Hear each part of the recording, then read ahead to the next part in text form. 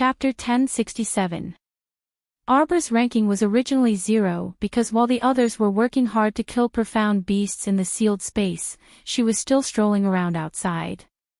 In actual fact, there was a gap between her points and the others.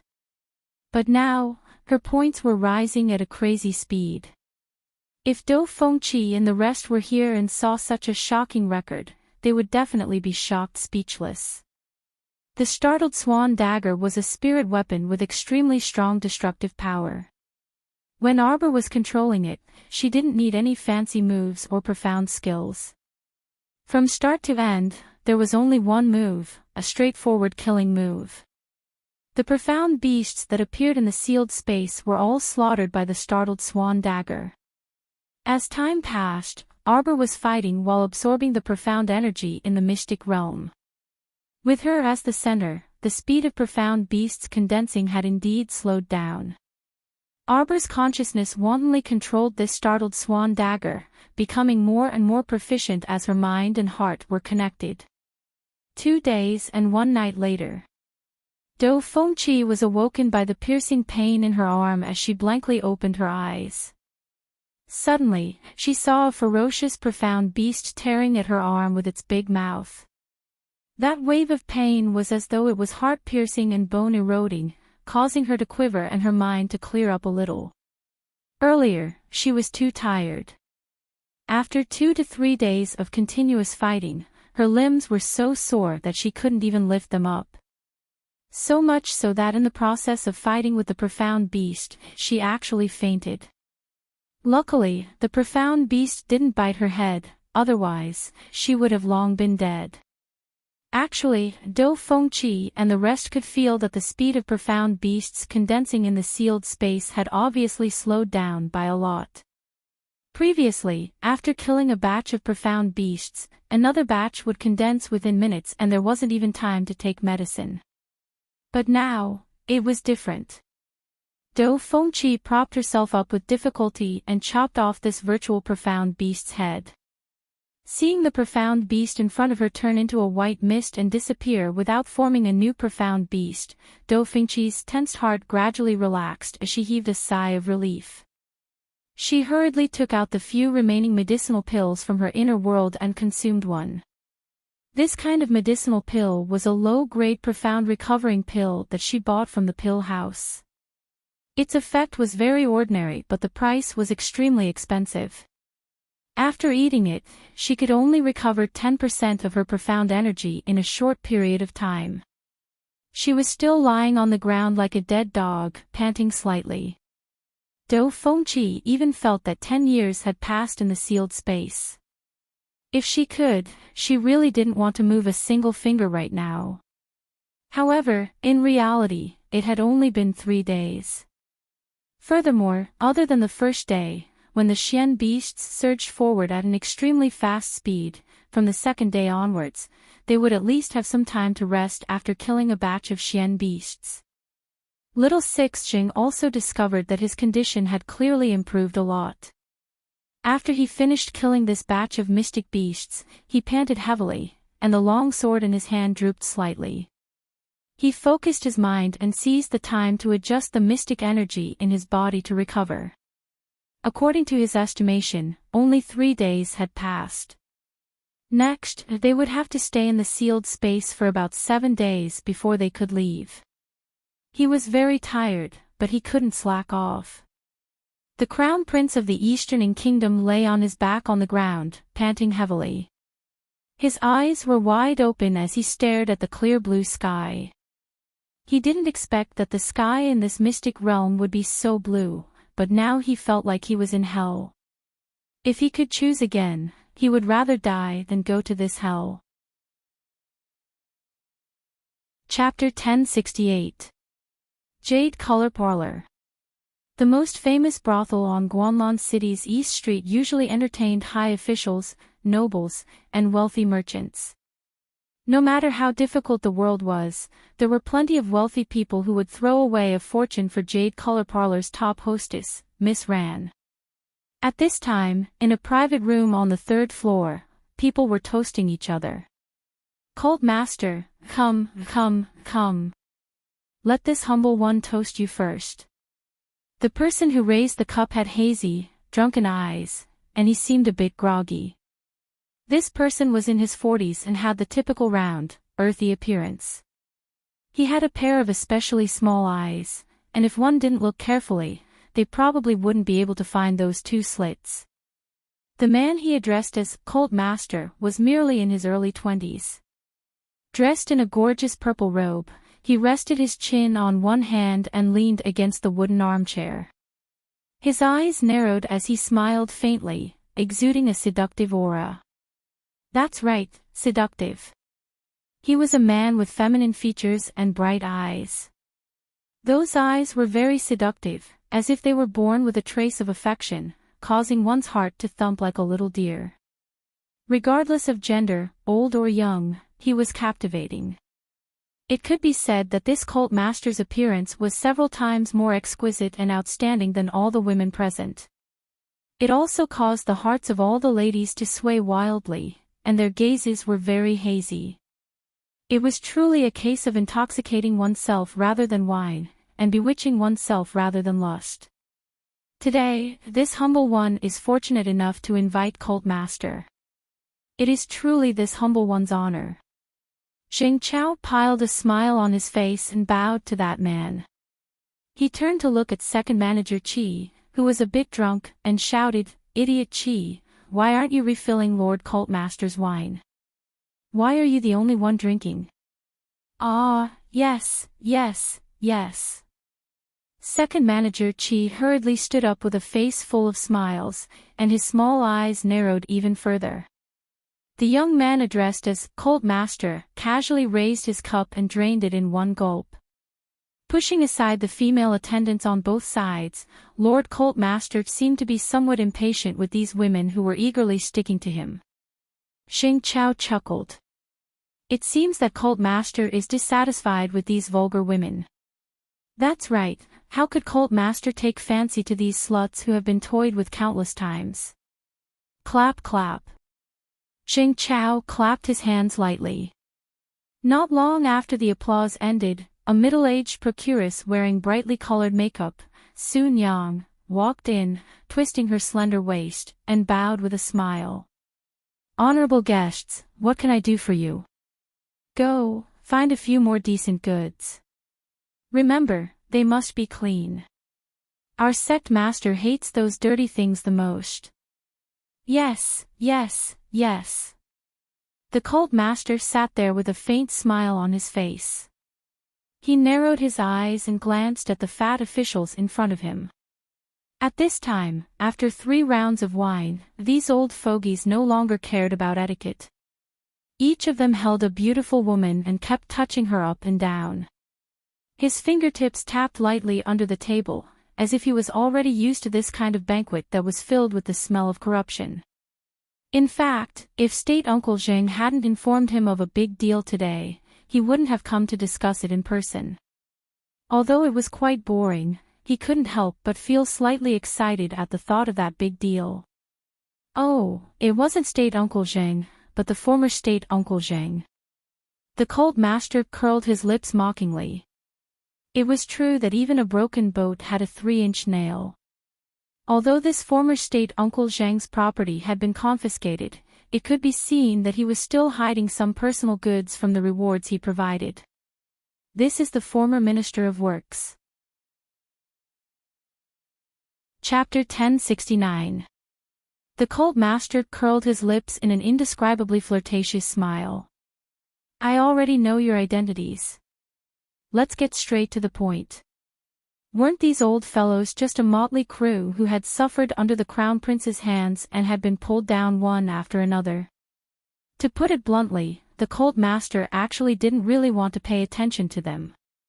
He only came here for the sake of the few treasures he received. Moreover, he really wanted to meet that man again. As if thinking of something, he subconsciously raised his hand to support his chin, and a dark glint flashed through his eyes. Cough, cough. State Uncle Zheng naturally wouldn't be so foolish as to directly discuss that big deal with the cult master in front of these pretty girls. Instead, He took out a letter and pushed it in front of the Cult Master. Cult Master, you'll know once you see the letter. Today, we'll only talk about the wind and moon. Don't talk about anything else. State Uncle Zheng laughed heartily after he finished speaking, but a sinister glint flashed through his eyes. Their Zheng family had been forced to such a state by Prince Mo. If they didn't wait for an opportunity to counterattack, then they really wouldn't have a chance to make a comeback. The Cult Master smiled faintly, and a trace of coldness flashed through his black eyes. He nodded and said, "Fine. Then let's just talk about the wind and moon." Ha ha ha. Cult Master is truly a wonderful person. Xing Chao guffawed. Behind him, the group of fat former officials were also somewhat muddle-headed from eating and drinking. Each of them hugged the girls in their arms and laughed loudly. The former Minister of Works stammered, I was also the Minister of Works back then. If it weren't for that person wanted to cover the sky with one hand and pull his own people up the ranks, this official wouldn't have ended up like this. I was sent to Taichung Temple to be a small temple's deputy. Burp. Ha ha ha. Lord Huang, you drank too much. I didn't drink too much. The former Minister of Works, Lord Huang, angrily flung his sleeves and stroked the girl's face back and forth with his fat palm, looking intoxicated. Ruruah, if it weren't for that good-for-nothing youngest brother of mine, that person had something on him. How could I be chased down from that position? Burp. Everyone urged Lord Huang to drink more. The former Minister of Works, Sir Huang, thought of his past glory, and compared it to today. He became even more worried. Sect leader, if this succeeds. Lord Huang patted his chest and shouted, count me in. The reward will definitely not be small. Oh my. Dear esteemed guests. Our Jade Hue House's top hostess, Miss Ran, has come to meet everyone. Second manager Chi, who was squinting his eyes, was originally hugging and teasing an 18 or 19-year-old girl in his arms. When he heard the brothel keeper's call, he quickly turned around to take a look. When he saw Zhao Qiran's thin makeup and picturesque appearance, his soul immediately flew out of his body and his mouth began to salivate. Lord Huang and the others also stood up and surrounded her like a swarm of flies. Our Miss Ran is here. Long time no see, miss, you're still as graceful as ever. Ah ha ha ha. As Lord Huang spoke, he reached out to hug Miss Ran. The brothel keeper hastily stepped forward to separate Lord Huang from her and chuckled mischievously. Dear guests, our Miss Ran only sells her skills and not her body. How about having her play the zither and dance for everyone to liven up the mood? Zheng Chao's face darkened, and he threw his cup on the table with a bang. Chapter 1070. You don't know how to appreciate favors. This is His Excellency Cult Master. Why don't you hurry over and properly serve him? Zheng Chao scolded with a cold expression, then turned to look at the Cult Master with an obsequious smile. Please don't take offense, Cult Master. The Cult Master absent-mindedly looked up at Miss Ran, who was standing at the door. Unlike the other gorgeously dressed women in this building, this 18 or 19-year-old girl was dressed neatly and plainly. She was wrapped in a light-colored robe, unlike the other girls who revealed their too slender and fair thighs. Miss Ran was wrapped up very tightly. Her brows and eyes actually couldn't be considered very good-looking, but the combination of her facial features gave her an attractive charm. This Miss Ran had a different kind of charm and pride. The procuress's expression stiffened slightly, and then she said to everyone with an obsequious smile, honored guests. Our Jade Hue Parlor's Miss Ran isn't like the other girls in this building. Miss Ran is just like her name, clean and spotless. She can play the zither and sing, but if it's anything else. Clang! Zheng Chao angrily slapped the wine pot to the ground and stood up. He pointed at the procuress and cursed, "How can you be so tactless, procuress? It's fine if you shirk your duties to us normally. But today, you dare to be so impudent in front of the cult master. You really don't want to live anymore, do you? She's just a girl in this building, yet she dares to be so pretentious." Sir Huang belched and jeered. The procuress was so frightened that her face drained of color. She was just a normal person. Although she was accustomed to grand occasions, State Uncle Zhang's accumulated power in the past was too great. Now that he was angry, the procuress was a bit fearful. However, Zhao Qiran said indifferently, "Withdraw first. I'll deal with this." The procuress immediately nodded. Before leaving, she glanced at Zhao Qiran rather worriedly, then hurried to the rear courtyard after exiting the private room. The cult master looked up and paused for a moment at her departing figure. Then, he retracted his gaze and glanced at Zhao Qiran. Seeing this girl's stiff body and pursed lips, he couldn't help but find it amusing. He flicked his sleeve lightly and said in a wanton and flirtatious manner, "Pour wine." Zhao Qiran's body stiffened slightly. She sat down next to the cult master and obeyed his orders. She poured a cup of wine for him, but her eyes never strayed and she didn't move. Everyone else looked at her in astonishment. Sir Huang, who was hugging a little flower and fondling her up and down, turned around to take a look. He couldn't help but sneer, "Cult master actually likes this kind of woman. I think she's not as good as the one I'm carrying." Look at him, he was dull and emotionless. Look at how good this green leaf beside me is. She's obedient, well-behaved, and sensible. When she serves people, she knows how to do things. The woman called Lu Yi glanced somewhat awkwardly at Miss Ran. Her status couldn't even compare to a single strand of Miss Ran's hair. It was no wonder that Miss Ran's expression was slightly unsightly at this moment. The cult master chuckled. After 3 rounds of wine, he stood up. "This venerable one and Rand will be leaving first." Everyone immediately exchanged a "we all understand" look and winked at each other before chuckling vulgarly. All right. Miss Ran, you'd best obediently serve our venerable cult master. If there's any mishap, be careful of your delicate skin and tender flesh." Zhao Qiran's body was completely stiff. The cult master was amused. Without saying anything else, he directly pulled Miss Ran away. Chapter 1071. Zhao Qiran originally wanted to struggle, but the sect master spat out a burst of energy, and she immediately couldn't budge. She stiffly allowed the sect master to pull her away, unable to conceal the shock in her eyes.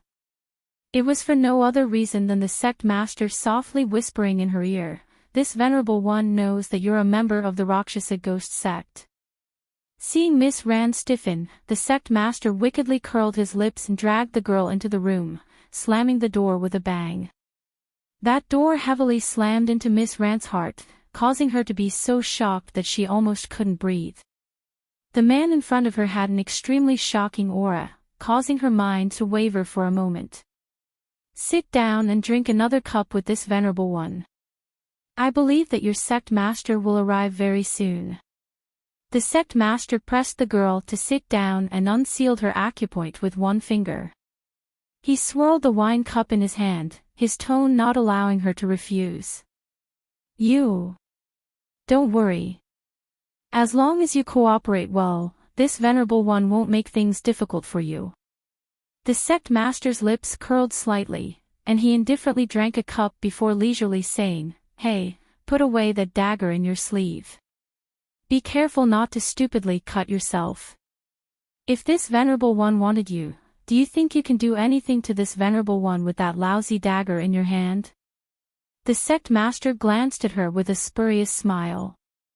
Zhao Qiran blinked and looked at him in astonishment. He knew. He actually knew everything. Then what do you want to do?" The sect master suddenly reached out, and his suction force pulled her into his embrace, causing her to sit on his lap.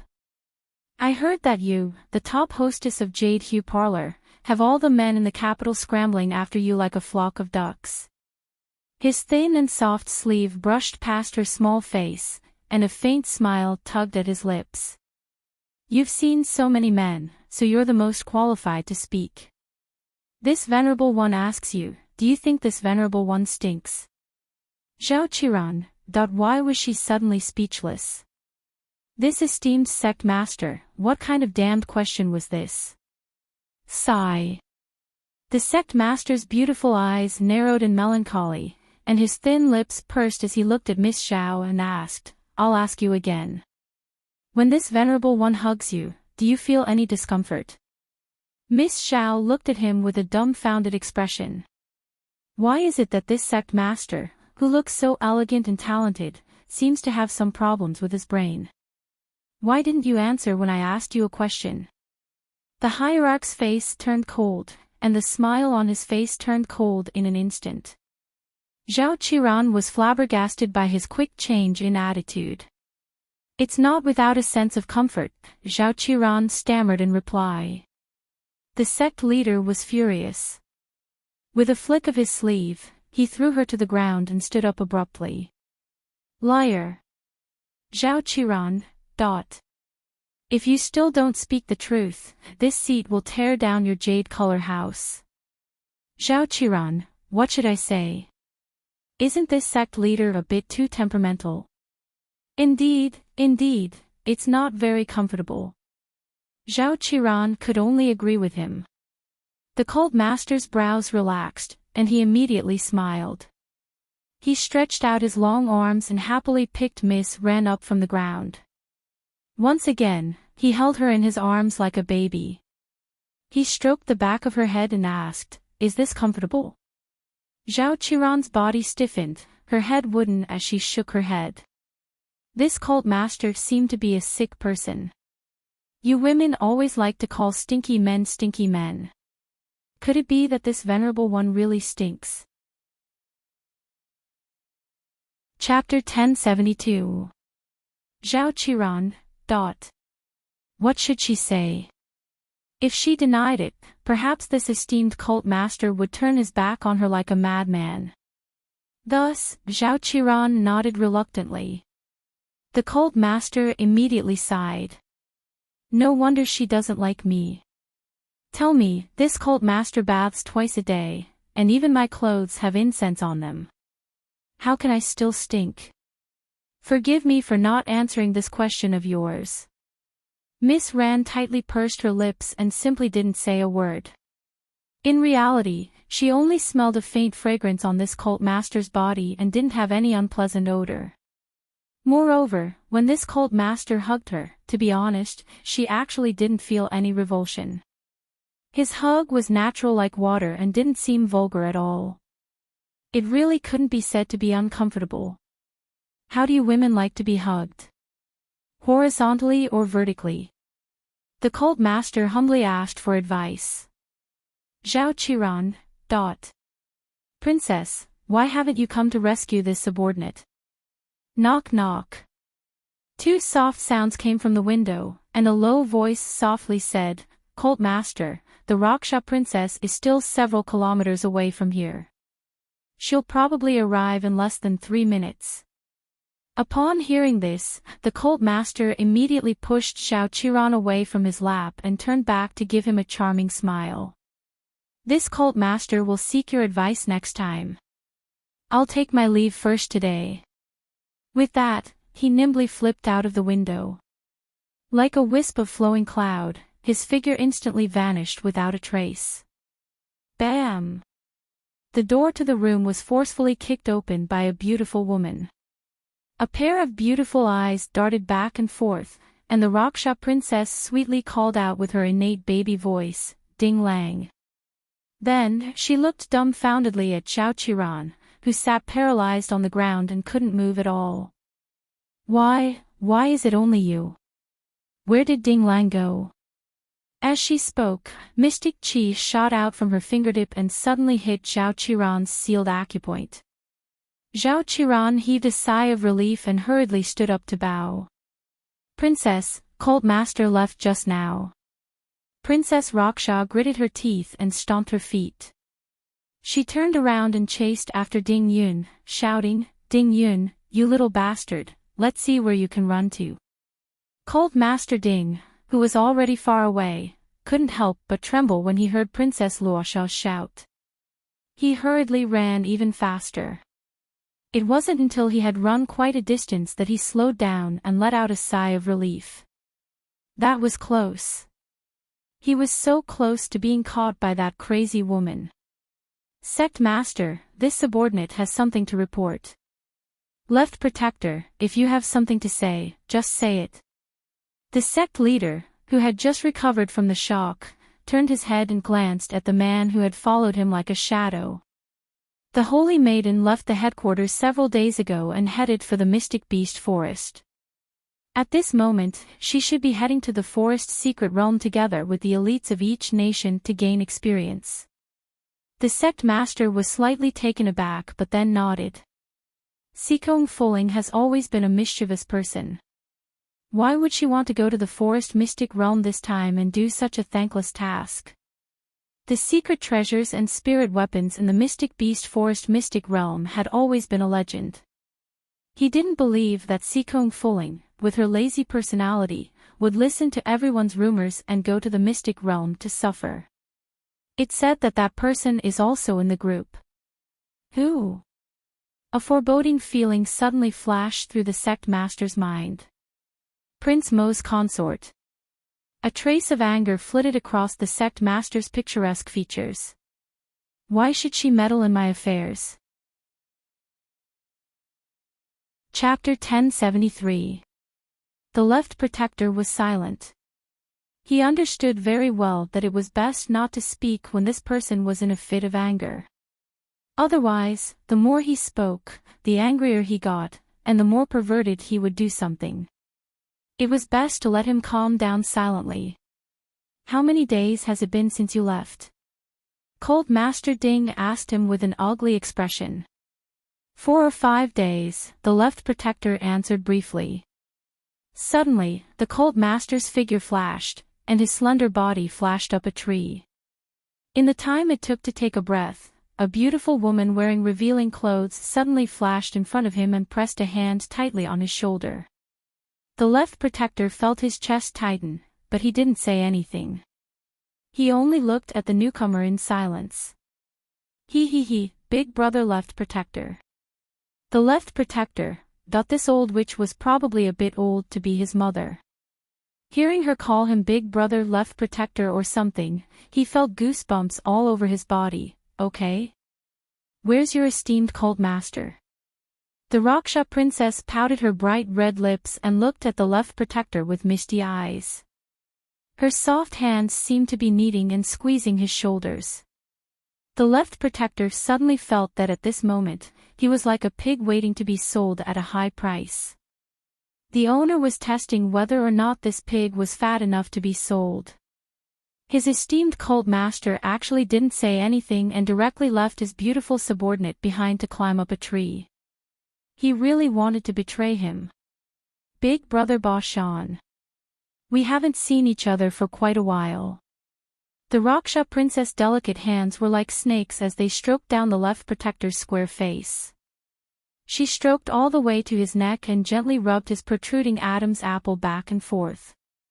The Left Protector Ba Shan's hair stood on end. Where's your esteemed cult master? The Raksha princess giggled as her soft hands slid down the Left Protector's stiff chest. She looked like she was going to take advantage of the Left Protector's entire body. The Left Protector really wanted to cry, but men don't easily shed tears. He forcibly held them back. Big Brother Ba Shan, if you don't tell me the truth, I'll do you on the spot. I won't be gentle when I'm angry. The Raksha princess said with a serious expression. Cult Master Ding, who was hiding in the dense foliage of the tree, did not dare to move. He hid there and hid his aura, so Princess Luosha couldn't sense him. If he made a move, the consequences would be unimaginable. What a terrifying woman. He would rather die than go down to see this old woman. Bashan, sacrificing your ego to complete my greater ego, your death will be worth it. Left Guardian Bashan's eyes were filled with tears, and his heart was bleeding. He watched as the Luosha princess pushed him to the ground. His clothes were ripped apart with a light swipe of the Luosha princess' finger. The chastity that he had reserved for the right protector was about to be lost. Sob, sob, sob. Suddenly, a loud bang was heard, and a thick layer of white fog filled the air under the tree. The left protector suddenly felt his body lighten, and someone picked him up and ran away. Flustered and exasperated, Princess Raksha only managed to grab half of Cult Master Ding's lapel. When she rushed out of the thick white fog, how could she still see Cult Master Ding? Ding Yun, you little brat. Let's see where you can run to. The Raksha princess rubbed her slender fingers and snorted angrily. When I catch you, I'll torture you to death in 360 different ways. Chapter 1074. Princess. A soft, stammering voice was heard. Are we going back now? No. The Raksha princess looked like she was going to fight Cult Master Ding to the end. How's the investigation going?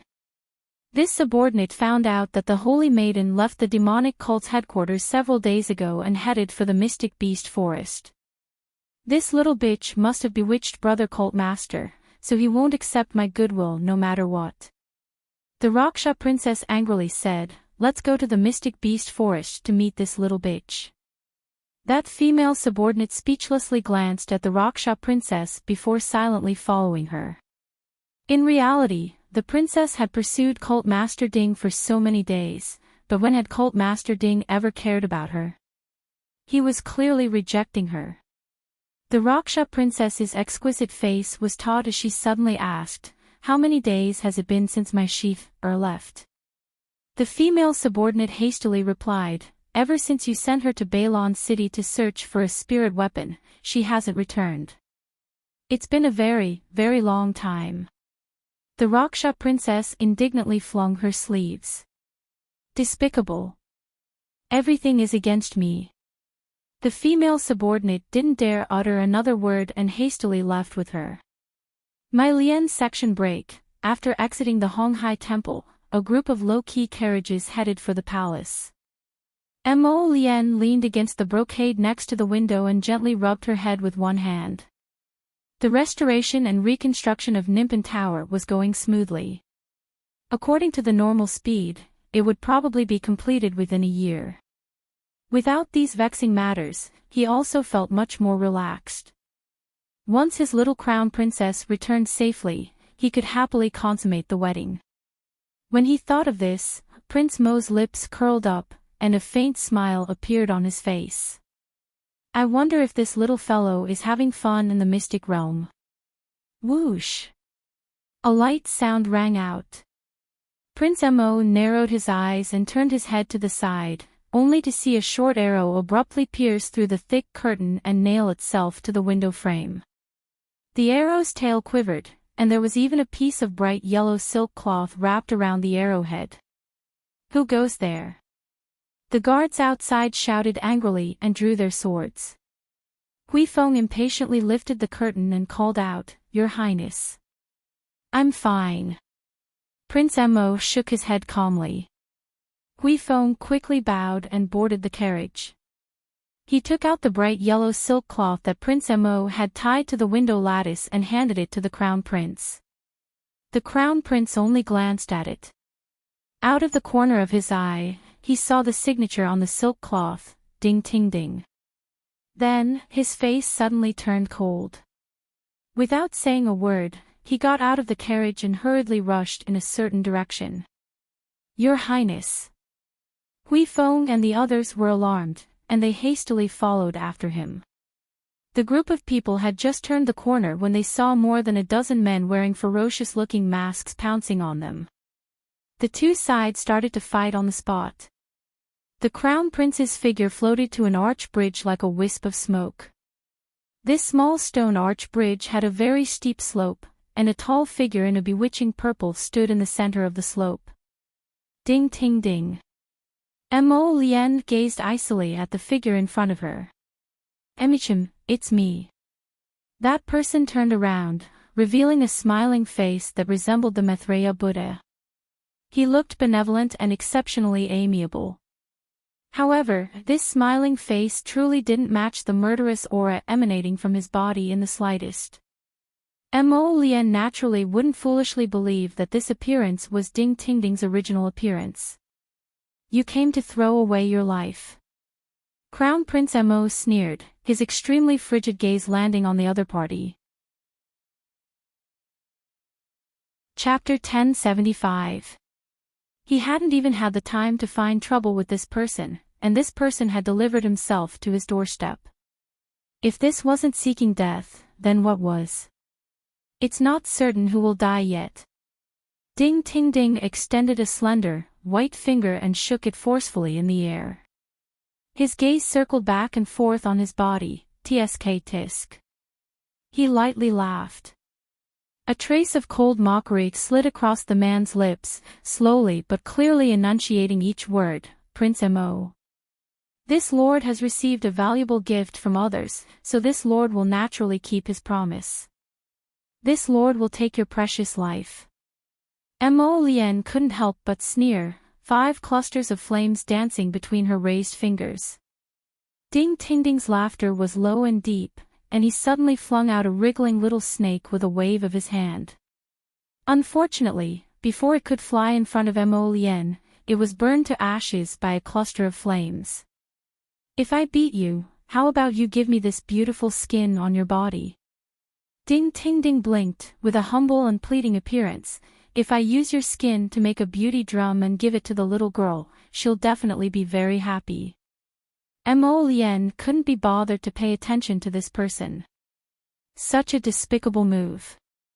Did he think that a few threatening words would be able to shake her heart that was as hard as iron? Too laughable. You should first think about whether you'll have another chance to live if you lose to me. A streak of fire suddenly descended, and the two people flew forward. The slender, jet-black Raven Moon sword clashed with a sparkling green longsword. That sword was actually made of vines, but it was abnormally sturdy. A great spirit master who comprehended the wood spirit. She really underestimated this little thief. Mo Lien's eyes flashed slightly, and the fire spirit covered the Raven Moon sword, and a terrifying spirit energy directly pounced on the other party. Chi! The red flames instantly turned purple, enveloping the green vine sword in Ding Tingding's hand, and instantly burning it to ashes. What a powerful fire spirit! Is it a 9th level spirit fire? Ding Tingding blinked and smiled, and 5 or 6 vines suddenly drilled out of his sleeves, whipping straight towards the ground. Mo Lien shifted her feet and quickly leaped up to avoid the vines that were thrown at her. When the purple flames landed on the snake-like vines, they were instantly burned to ashes. As expected, an 8th stage wood spirit against a 9th stage spirit fire is still too forceful.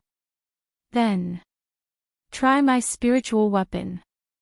Ding Tingding mumbled to himself. Try my earth treasure bell of heaven and earth.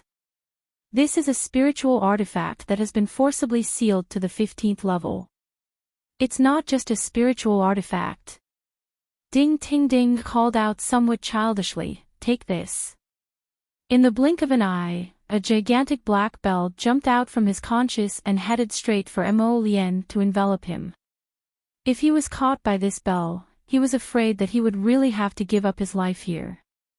Mo Lien's lips curled into a sneer as she flicked her sleeve. The other party was coming at them menacingly, so how could they not accept the challenge? No matter what, they couldn't lose to this little thief. Suddenly, his figure flashed, and when he appeared again, he was already in front of the earth treasure bell of heaven and earth. With extremely fast hand speed, he made a few complicated hand seals that couldn't be seen clearly by the naked eye. A pitch-black lotus with a faint light suddenly appeared in his hand. It looked as if it was as light as a feather, completely unable to withstand a single blow. In reality, when it collided with the ferocious earth treasure bell of heaven and earth. That earth treasure bell of heaven and earth was actually sent flying back several meters by the impact of the Black Lotus, and it began to spin in midair. Chapter 1076. Boom! The pitch-black lotus flower actually exploded in an instant, producing a huge burst of energy that instantly sent the heaven-earth bell flying. Ding-Ting-Ding's expression didn't change, but he was shocked on the inside. He reached out to recall the bell and sized up Mo Lien with a smile on his face. Seems a bit interesting. Prince Mo, even with his eyesight, he actually couldn't recognize what kind of technique Prince Mo's hand seal was. Mo Lien didn't say a word. She directly pinched out several ink-colored lotus flowers and threw them at Ding-Ting-Ding. He had only comprehended the second realm of the Death Lotus Seal's inheritance, but it was more than enough to deal with a little mystic cultivator whose cultivation was sealed at level 15. Are you prepared to die? Thief Sage Ding-Ting-Ding. Mo Lien pursed her thin lips and pounced forward, her slender fingers grabbing the other party's arm. The purple flames burning on her fingers were about to burn through Ding-Ting-Ding's arm. Yet he suddenly opened his mouth. After fusing with the demonic beast Fire Qilin Fanged Snake, the poison had long become one with his body. At this moment, he spat out a mouthful of mist. If it were anyone else, they would definitely be caught off guard and fall for it. Unfortunately, Mo Lien had long been on guard against him, and he was an apothecary who could resolve all kinds of abnormal conditions in the body. Thus, this kind of Fire Qilin Fanged Snake's poison was naturally completely useless against him. At this moment, a black lotus imprint appeared on Mo Lien's palm.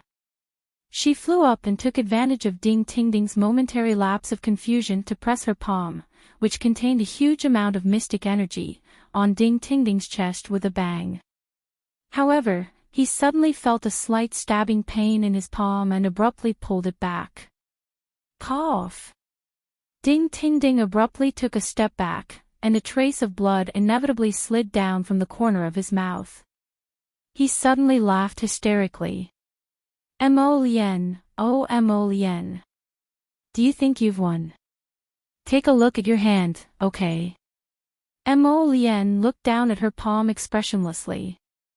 There was a small pinhole in the center of her palm, and a drop of blood had already formed. Ding-Ting-Ding smugly raised his head and laughed. I purposely placed a poison needle here. You've been fooled this time. Prince Mo, you're about to die. Ha ha ha. My beauty's skin is finally here. Mo Lien didn't make a sound. She only took advantage of the moment when Ding-Ting-Ding raised his head and laughed to leap into the air like a ghost. With a grab and press, she locked Ding-Ting-Ding's shoulder. Ding-Ting-Ding's pitch-black eyes flashed with a dark light. Without thinking, a green vine sword formed in his hand and viciously stabbed towards Prince Mo's heart. This fast, vicious, and accurate sword strike at close range was naturally blocked by Prince Mo's full-body spiritual armor. A close-range lotus seal once again slammed into Ding-Ting-Ding's chest. The lotus seal even exploded several times on his body. In the blink of an eye, half of the bridge pier was blasted into smithereens. Ding-Ting-Ding glanced at him in astonishment before falling down along with the shattered pier. He seemed to be very surprised. Prince Mo had clearly been pierced by the poison needle in his chest earlier, so why was he completely fine and didn't have any reaction at all? Mo Lien lowered her head to glance at the small red dot in her palm. Her body suddenly swayed, and she coughed softly. Hui Feng and the others quickly rushed to her side and shouted with rapt attention, "Your Highness." Mo Lien waved her hand to stop him from speaking. Return to the Eastern Palace immediately. An 8th layer wood spirit great spiritual master who had also fused with the power of evil beasts wasn't easy to deal with. Chapter 1077. Cold Master, how are you? The left protector, who was supporting the drenched man and walking briskly along the riverbank, exclaimed softly in shock. Cough, cough, cough.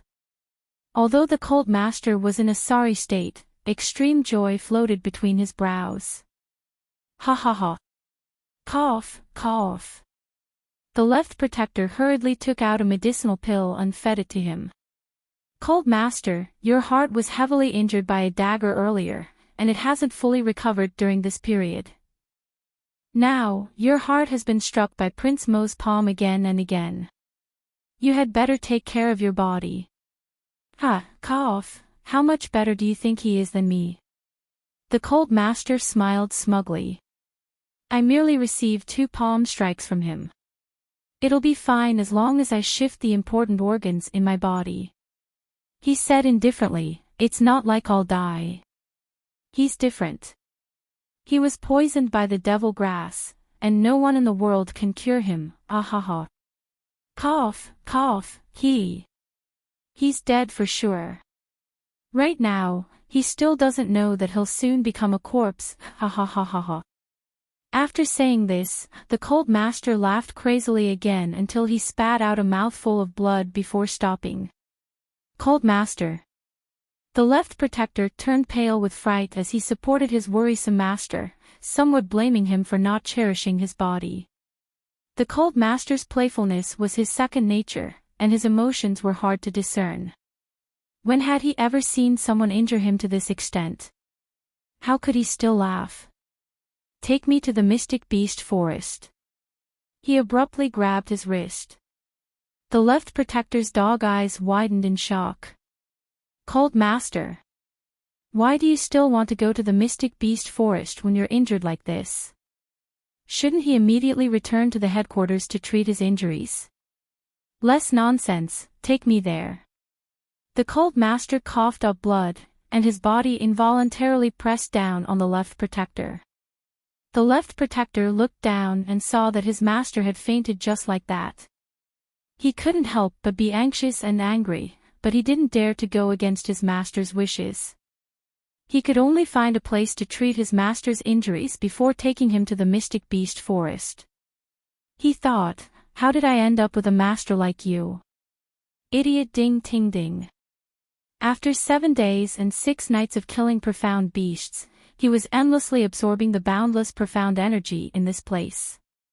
Arbor frantically assimilated the essence earth in his body and smoothly advanced a level without any mishaps, stepping into the ranks of level 13 mystic cultivators.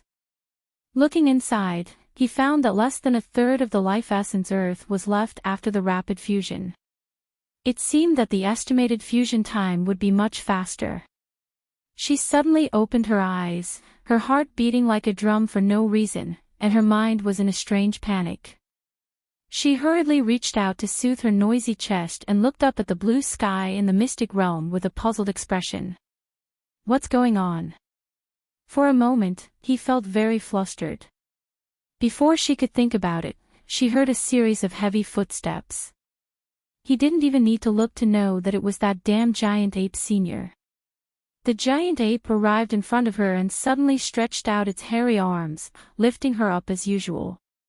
He did not allow her to resist at all. Stomp, stomp, stomp. His fat and thick feet stepped on the soft soil as he carried her back to the stone tablet. Xiao Qiao. When Sixth Zheng saw her appear, he couldn't help but sigh in relief. In truth, they had already been released from the sealed space 2 days ago, but Sixth Zheng had not seen Arbor's figure the entire time, so he was secretly anxious. Chapter 1078. Seeing that she was safe and sound this time, he relaxed. Qin Susu also nodded slightly at Arbor. This mystic realm was rather strange. When she was first isolated in that damned sealed space, she was almost torn to shreds by the swarms of mystic beasts. When she recalled how the second young master had told her to protect Miss Xiao at all costs after entering the mystic realm, she couldn't help but blush. It seemed like there was nothing she could do to help. Even now, She only suspected that the 10,000-year Xuanji core was inside the small house, but her group couldn't pass through no matter what. Arbor had been carried all the way here by the giant ape. The colossal ape's arm was as thick as 7 or 8 of her thighs. The scene of being carried all the way here was really hard to describe in a few words. Today was the 8th day since they entered the mystic realm. Everyone had already completed the first round of the Mystic Beast Mystic Realm special training. According to the stone tablet, those who completed the first round of training only needed to advance by 1 level within 10 days to be able to head to the small house in the forest and pay their respects to Senior Xuanji. However, when they were transported out 2 days ago, Little Six Jing, Qin Susu, Bailey Wu, and Bailey Jin all felt that they had reached the critical point of advancing, but they still hadn't advanced after 2 days. At this time, they all looked at Arbor. When they saw it, their eyes immediately widened in shock. She had advanced. Because Arbor had an aura-concealing talisman on her, her cultivation had been forcibly deducted by 5 levels. Now, everyone saw that the little girl in front of them was at the 8th level of the mystic realm. Miss Qiao had always been at the 7th level of cultivation, although her cultivation wasn't quite in line with her strength. Most people attributed this inconsistency to Miss Qiao being a great talisman master. Prince Mo's consort had actually advanced. This meant that she could head to the small house before everyone else. Wei Nanshu looked gloomily at Arbor, his heart filled with indignation. When he thought of how Arbor would be the first to head to the small house to choose a secret treasure, his heart felt like thousands of ants were crawling and rolling. It was extremely unbearable. Prince Mo's consort would definitely be the first to choose the 10,000-year Xuanji core. Hee, Senior Giant Ape, isn't this a little unfair? The giggling Sikong Fuling appeared in front of the giant ape in a flash. The little girl's cultivation is at the 7th level. It's much easier for her to advance to the 8th level than most of us. After all, everyone knew that the higher one's cultivation level was, the harder it was to advance. The amount of profound energy needed to advance from the 7th level to the 8th level and the amount of profound energy needed to advance from the 12th level to the 13th level could be said to be the difference between heaven and earth. The difference between a canal and the sea. When everyone heard this, their pupils constricted slightly. A level 12 mystic cultivator. The demonic cult's holy maiden was already a level 12 mystic cultivator at such a young age. Her talent was simply terrifying to the extreme. Without a doubt, the holy maiden's cultivation was the highest among them. Roar, roar. The giant ape was very human-like and roared at her twice, as if it was berating her to quickly retreat. Humph, the saintess of the demonic cult, Sikong Fuling, instantly turned hostile. She reached out and grabbed in Arbor's direction. If this young lady slaughters this little girl right now, doesn't that mean that all the rankings will have to be redone? Wei Nanshu, Ying Jian, and the others stood on the sidelines to watch, unable to conceal the schadenfreude in their eyes. It couldn't be any better that the holy maiden was willing to make a move. If a level 12 mystic cultivator wanted to kill a level 8 mystic cultivator, it would be a matter of minutes. Chapter 1079. Arbor was completely expressionless, as if completely unsurprised that this saint of the demonic cult would suddenly attack her. After throwing out a defensive talisman to block the saint's claw, Arbor's figure flickered, and she had already floated behind the giant ape. Roar! Sure enough, the giant ape senior suddenly attacked in the next second. Its plump palm flung out and mercilessly struck the saint of the demonic cult, Sikong Fuling's face, as if it was going to flatten her small face with one slap. The saint dodged slightly to the left. Although she dodged quickly enough, she couldn't match the giant ape's agility. It rushed forward and once again attacked the saint's small face with its fan-like palm. Sikong Fuling's face darkened, and she cursed, "Damn it. This damn giant ape was targeting her face with every move. Could it be that it hadn't heard of not hitting people's faces when hitting them? Xiao Mu stood leisurely to the side as she calmly watched this saint of the demonic cult fend off the giant ape's powerful attacks with great difficulty. After the giant ape's several slaps missed the saint's face, it angrily roared at the sky. Eastern Kingdom's eldest crown prince, Ying Jian, who was originally standing on the side to watch the show, was caught off guard by this sound and inexplicably spat out a mouthful of blood. What a powerful sound wave technique! This giant ape could actually use its roar to injure people, so its strength was clearly extraordinary. At this time, the giant ape had already been provoked by the saint of the demonic cult, Sikong Fuling, who was as slippery as a loach. It stayed in this mystic energy-dense mystic realm all year round, so its martial strength was comparable to a peak-level 15 mystic cultivator. The more they exchanged blows, the more apprehensive Sikong Fuling became. At the same time, she was well aware that the reason she was able to smoothly enter the mystic realm in the beginning was that this giant ape had not used its full strength. Taking a deep breath, Sikong Fuling suddenly summoned her mystic beast, four-winged jade-eyed tiger. The moment that mystic beast landed, it roared and fearlessly pounced at the giant ape to bite it. The giant ape roared angrily a few times and stomped on the ground. Its body jumped up and down, nimbly dodging the four-winged jade-eyed tiger's attack. It then slapped the four-winged jade-eyed tiger's face. The four-winged jade-eyed tiger wasn't as lucky as its master. This slap just happened to land on its head, causing it to stagger and shake its head dizzily. Just as Sikong Fuling turned to check on the four-winged jade-eyed tiger, Arbor suddenly moved. Her agile figure swayed, and dozens of icicles flashing with a cold white light suddenly shot toward Sikong Fuling's back. Whoosh! Whoosh! Whoosh! Whoosh! Sikong Fuling immediately sensed the approaching danger and rolled on the ground as she dodged several icicles. However, in the next second, he was shocked by Arbor, who suddenly appeared in front of him. The startled swan dagger brushed past the demonic saintess' left cheek. If she hadn't rolled away to avoid it, the startled swan dagger would have slit her throat. The little girl was too ruthless and didn't leave any leeway. The demonic saintess broke out in a cold sweat, but when she turned to look at Arbor, she laughed coquettishly. What a fast dagger! Without a word, Arbor lightly tapped the ground with the tip of its foot and flew into the air. With another flash, the hundreds of icicles in its hand rapidly streaked across the deathly still air. TSK, TSK, TSK, TSK. The saintess dodged several times in a row, anger flashing through her still eyes as she activated her defensive weapon to block. What a fellow! A little level 8 Mystic Cultivator forced a level 12 Mystic Cultivator to retreat without using a talisman. Chapter 1080.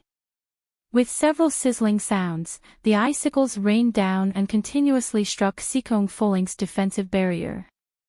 The defensive artifact could still block a dozen or so fierce attacks, but which defensive artifact could withstand 100 or so fierce attacks? Sikong Fuling's expression darkened.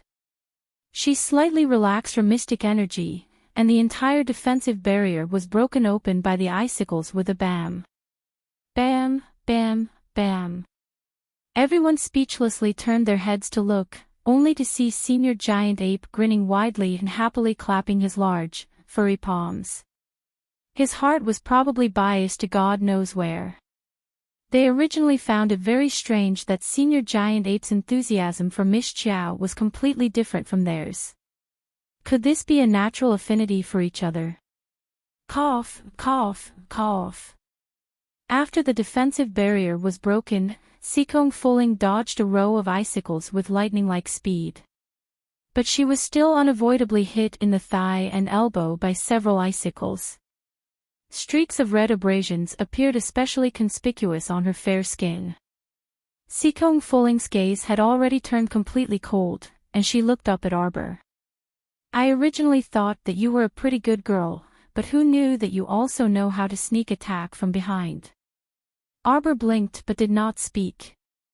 He flipped his hand and shot a sharp, aqua-colored blade that brushed past Seekong Fulling's scalp, who had suddenly fallen backward. Swish, swish. The flowing water arrow was impossible to guard against. Meanwhile, Ing Jian and the others who were watching from the side were already stupefied by this scene. How could a little level 8 Mystic Cultivator now beat up a level 12 Mystic Cultivator? Could it be that Miss Chow secretly used a talisman without their knowledge? This was too shocking. A fervent glint flashed through Wei Nanchu's eyes. No wonder everyone said that great talisman masters had exceedingly formidable means. It looked like this was indeed the case. You probably used some magic treasure to conceal your cultivation realm. At this time, the Holy Maiden finally understood. She wasn't stupid. After fighting until now, if she still didn't know that Arbor wasn't some level 8 Mystic Cultivator, then she really could buy a piece of tofu and kill herself. Arbor didn't pay any attention to her. He only glanced at her from the corner of his eyes before looking back at the giant ape. The giant ape seemed to be very happy with her victory. It walked in front of her and stretched out its furry gray arm to grab her. He turned around and left the crowd, minding his own business. A dim light flickered in Wei Nanchu's eyes. His heart was filled with unspeakable jealousy and hatred, but he did not dare to make a move. After all, even Seekong Fulling was unable to gain an advantage over the giant ape, and Arbor's savagery had already left a very deep impression in his heart. With his intelligence and wisdom, it was naturally impossible for him to pick a time like this to stand out. Xiaomi, on the other hand, jumped up happily. You're going to the little hut in the forest to pay your respects to Senior Xuanji. That's great. Sis, you're amazing. The Aikido tribe's Akir involuntarily pursed her lips and sneered, it's not like you're going to the hut yourself. What are you so happy about? Xiaomi harumphed and glanced at her haughtily. What do you know?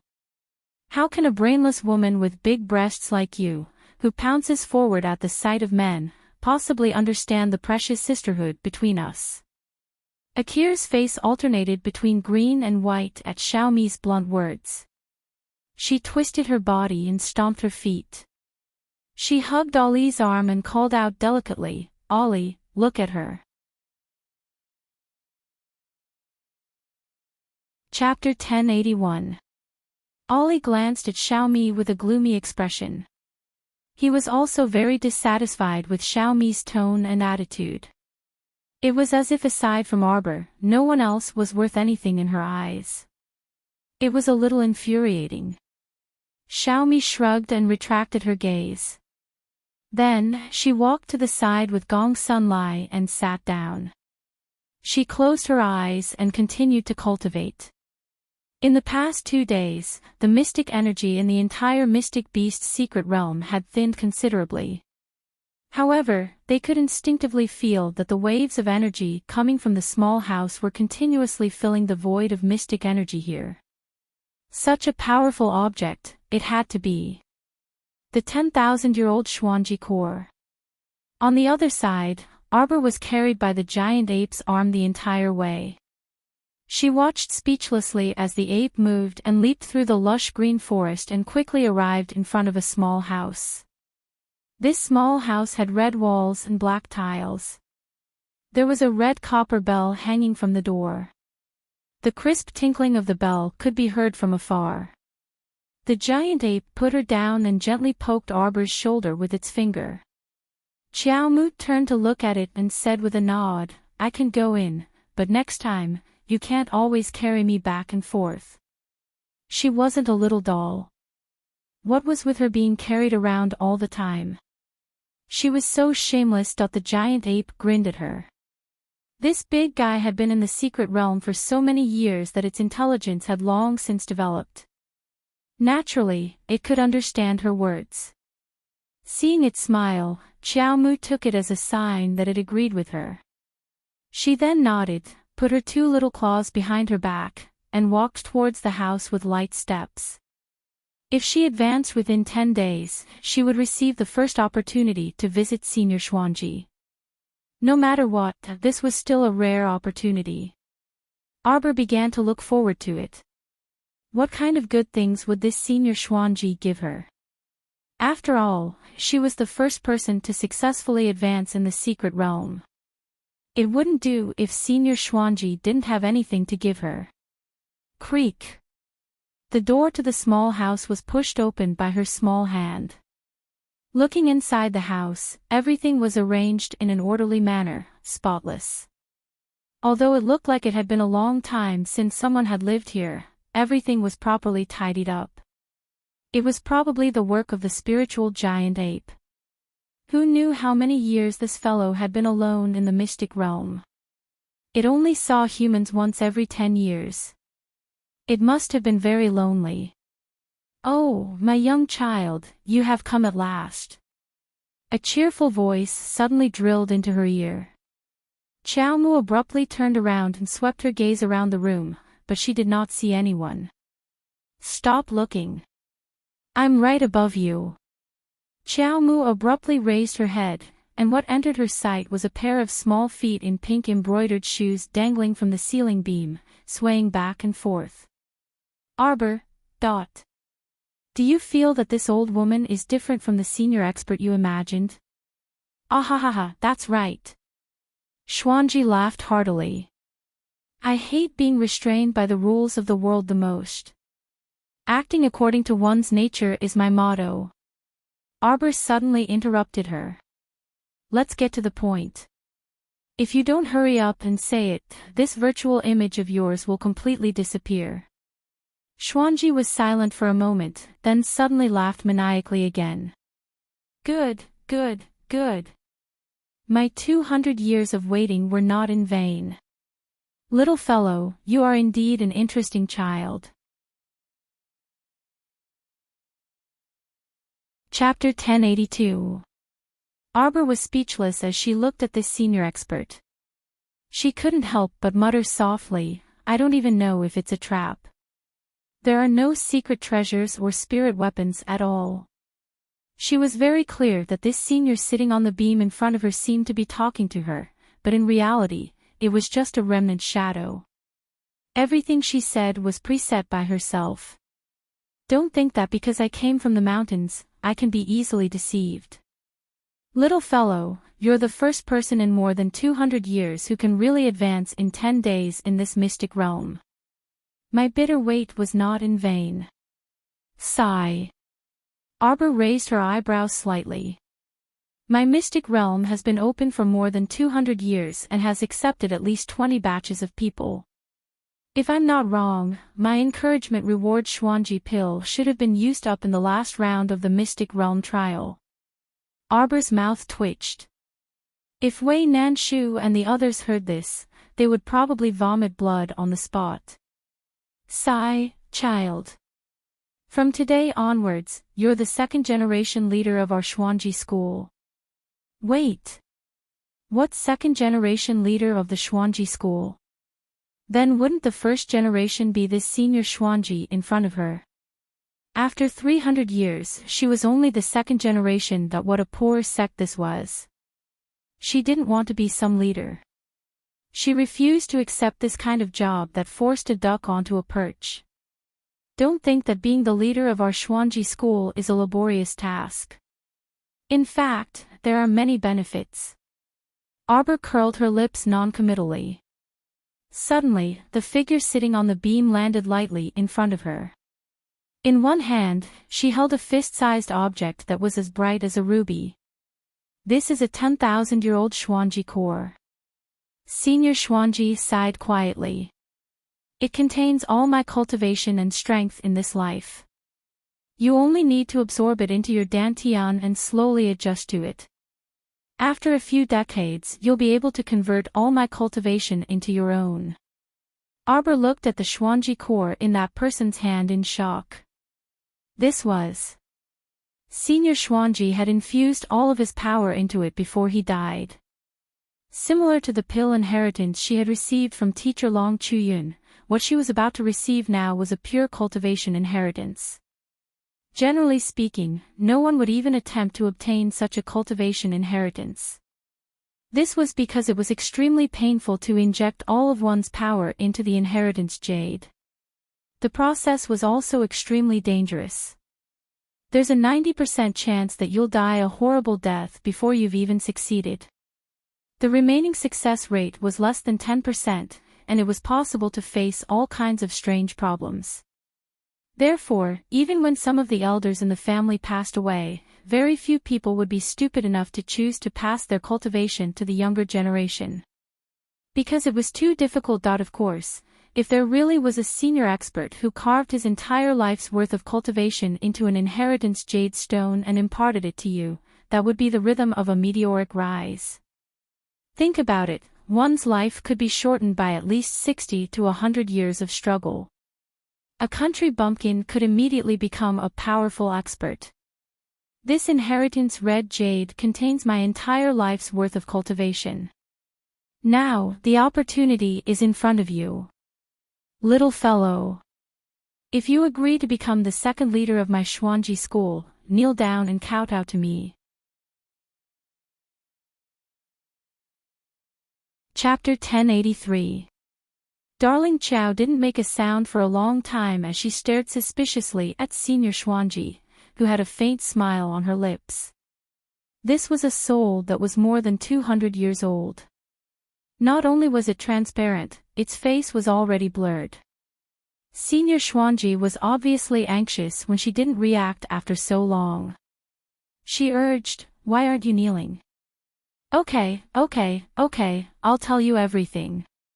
Child, why are you so quick-witted? That's right.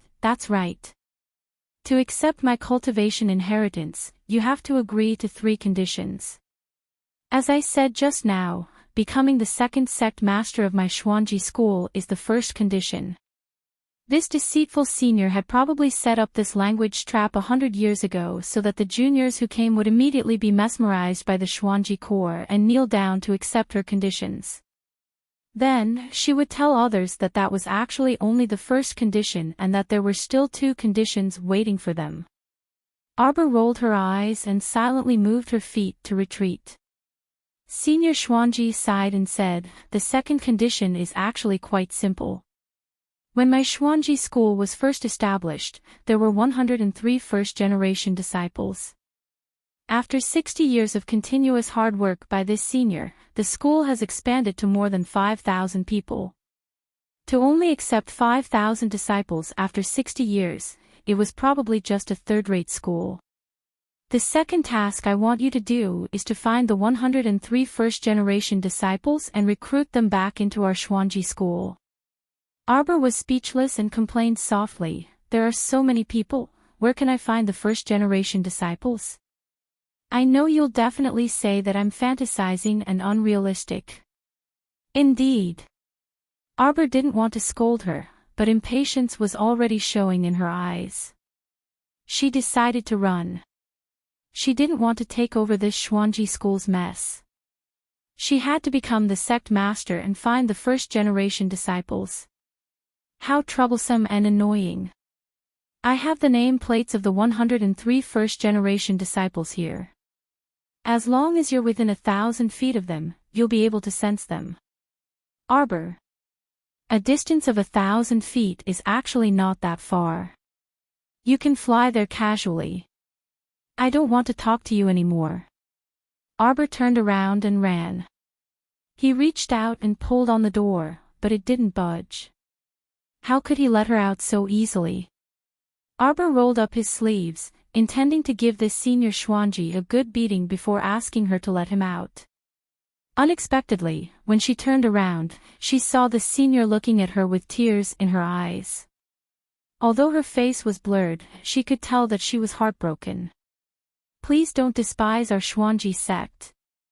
How am I asking for too much? I've given you my entire life's cultivation. And the 103 disciples of our Xuanji school will be your strongest backing in the future. The third condition is even simpler. I want you to find that old bastard Tianjizi's direct disciple and crush him with your strength. Just give him a slap in the face for me. I can even wake up laughing in the underworld.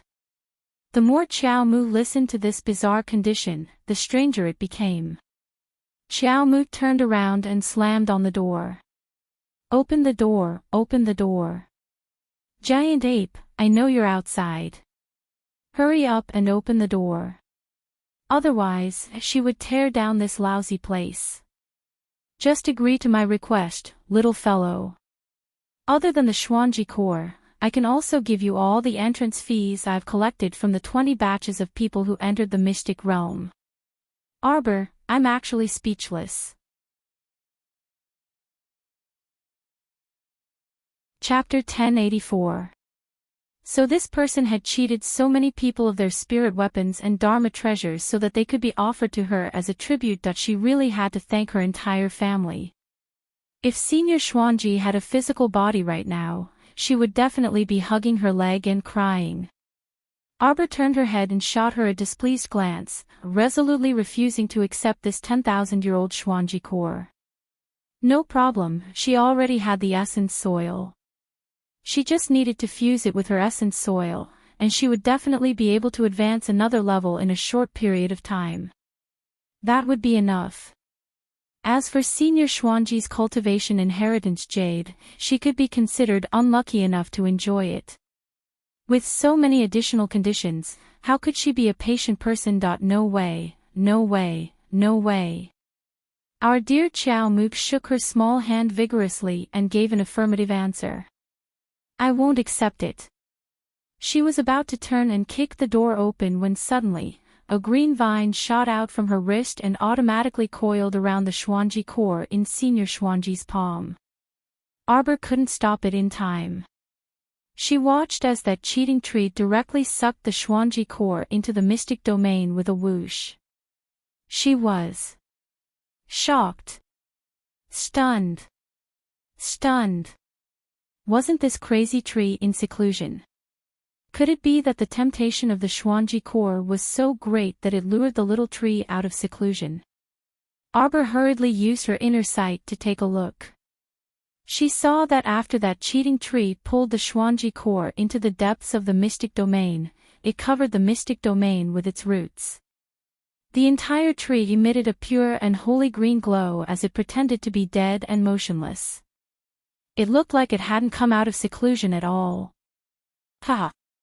If the little tray ant was in front of her right now, she would definitely go up and beat it up without a second word. This darn fellow, how many times had it cheated her all these years? It was practically no trick of count. Arbor nagged, but Senior Xuanji was overjoyed.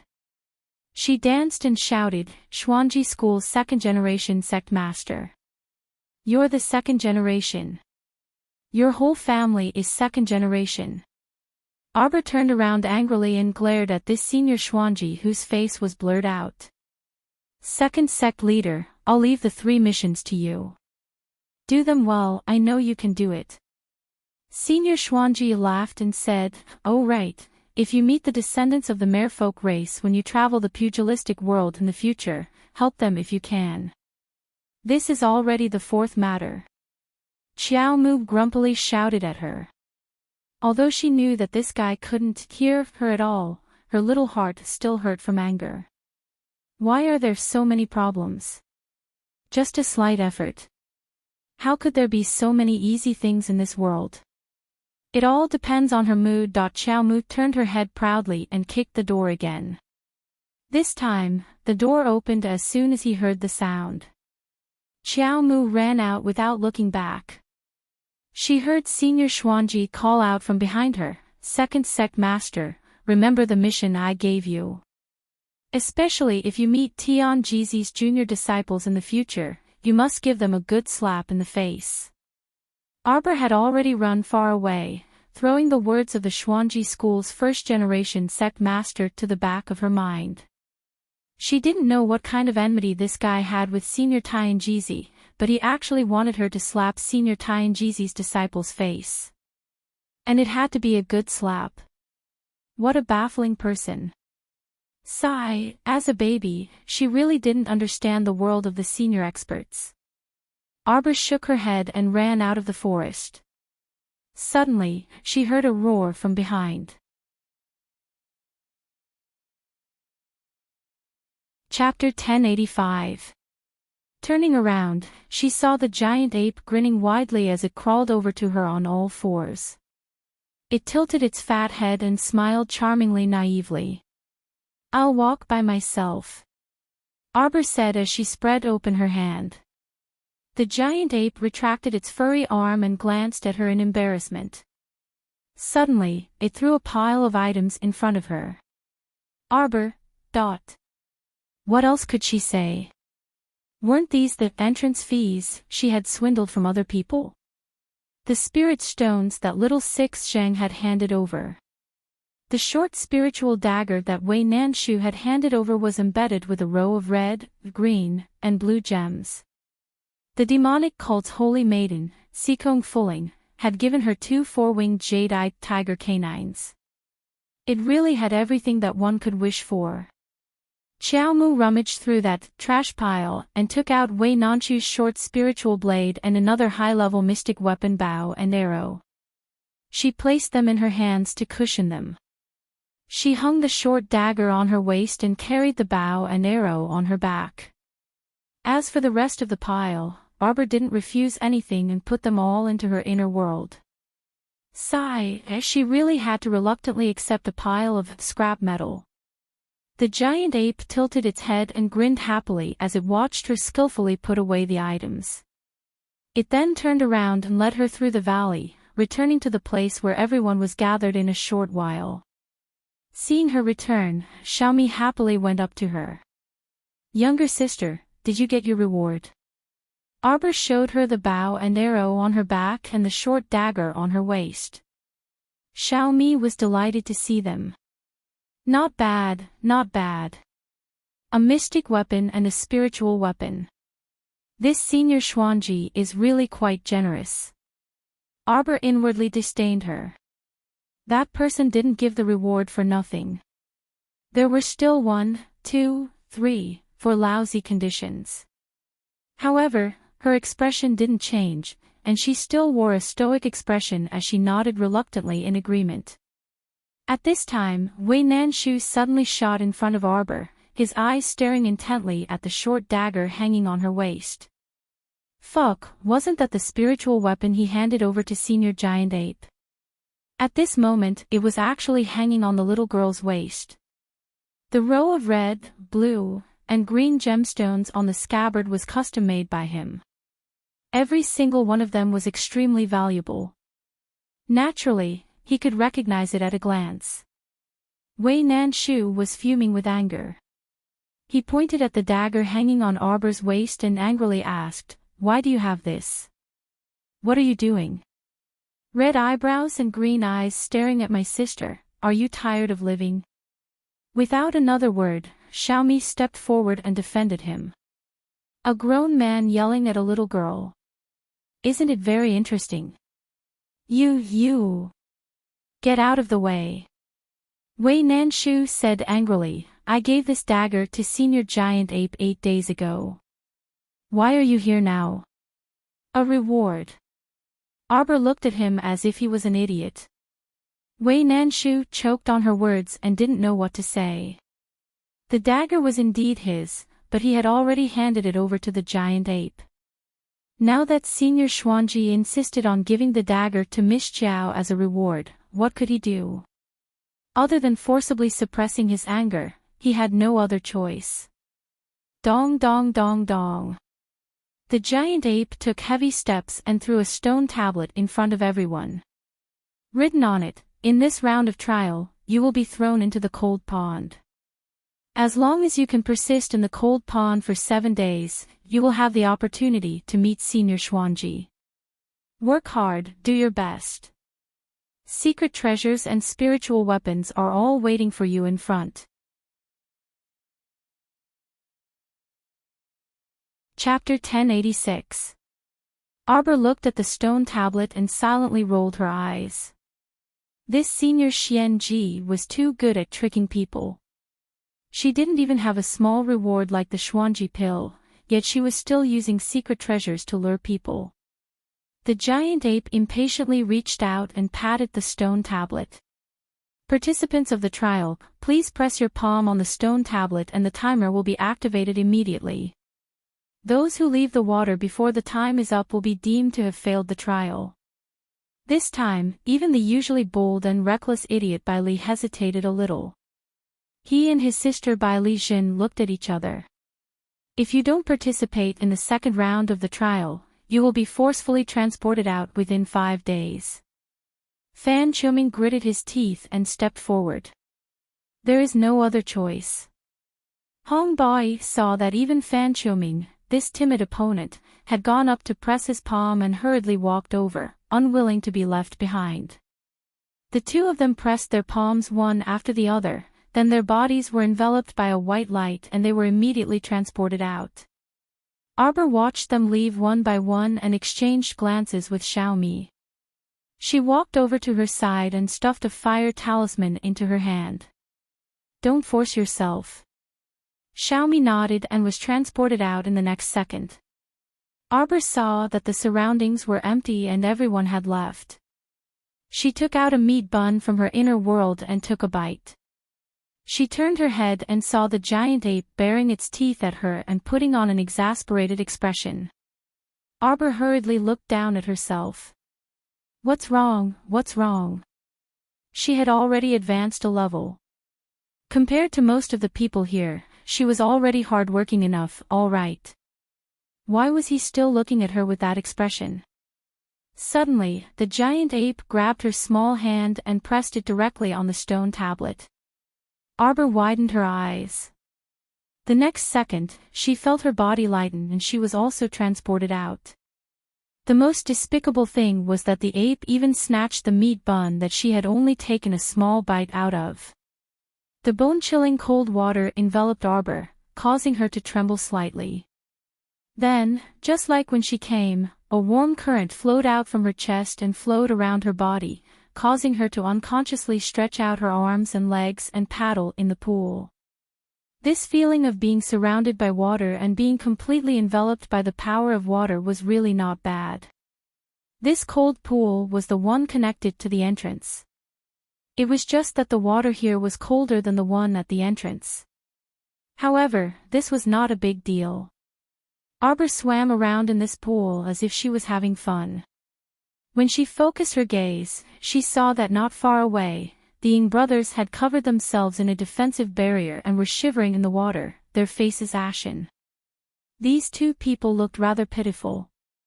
Xiao Mu swam over cheerfully while swinging her little legs.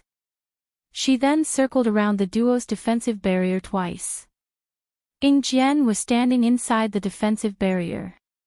Through the transparent barrier, he was trembling with fear as he looked at the little girl who was circling around them.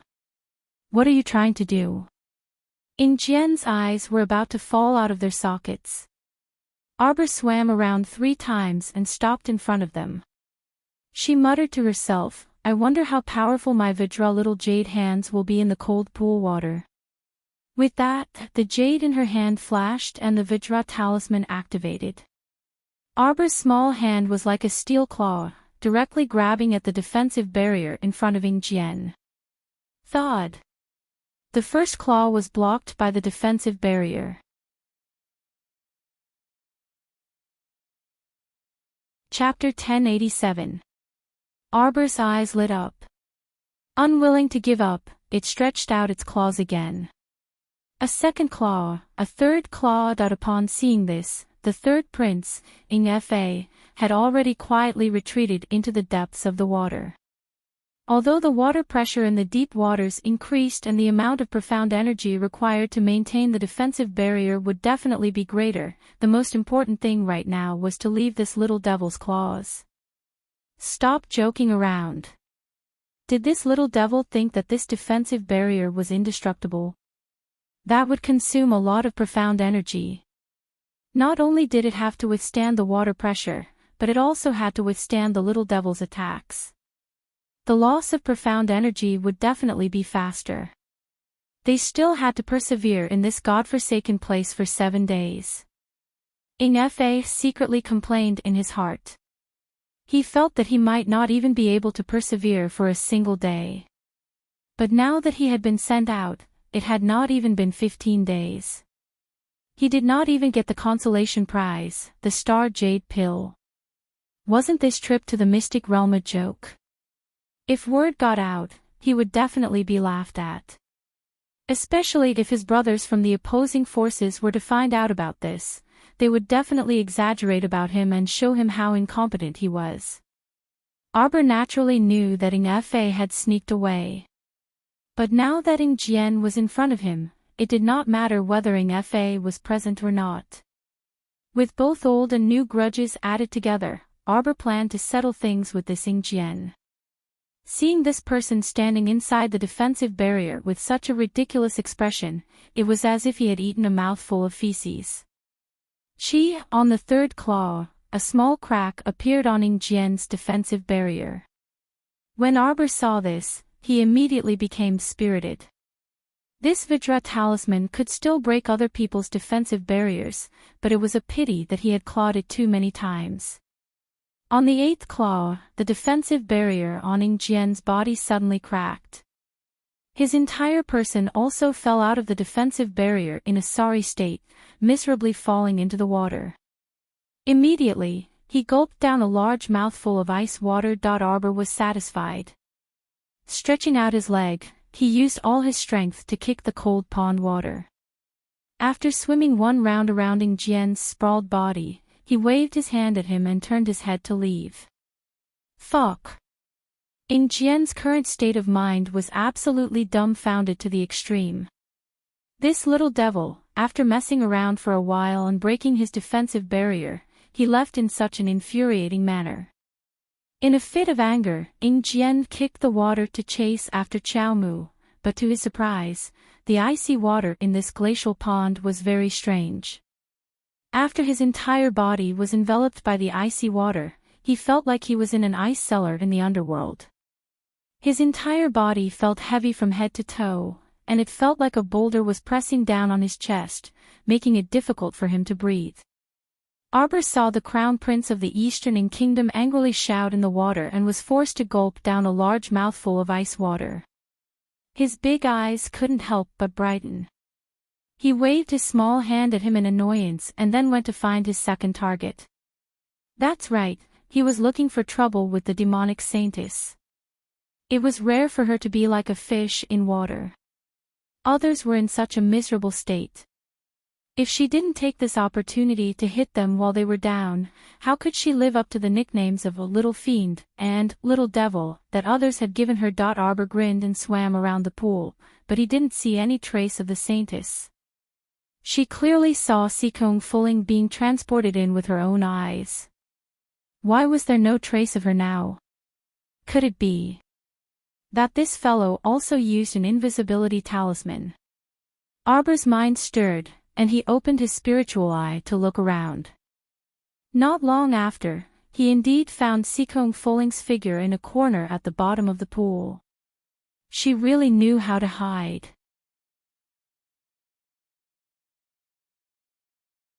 Chapter 1088. Arbor's figure, which was about to swim over, suddenly paused. Not far away, he saw Sikong Fuling squatting inside the defensive barrier and gingerly picking up grains of fine sand-like sparkling objects at the bottom of the water. There were still many of these sparkling objects in the corner she was in. Sikong Fuling picked them up very cautiously. Her entire body was curled up inside the defensive barrier, with only 2 fingers sticking out to pick up those sparkling grains of sand one by one. Could this be a forging material called frigid star sand? Arbor felt that he should have guessed the truth, so he quietly swam over and also cast an invisibility talisman on himself. He just openly stared at Sikong Fuling, who was energetically picking up grains of sand one by one. After she finished picking up all the glacial star sand in the surrounding area, Arbor immediately moved. In the water, she could congeal all kinds of water forms at will. Thus, when Sikong Fuling saw in astonishment that a pair of giant hands formed from water suddenly appeared in front of her and directly slapped her defensive barrier, she was unable to resist at all. She only felt a terrifying force rush toward her chest and spit out a mouthful of blood with a pft sound. The entire defensive barrier was instantly torn apart.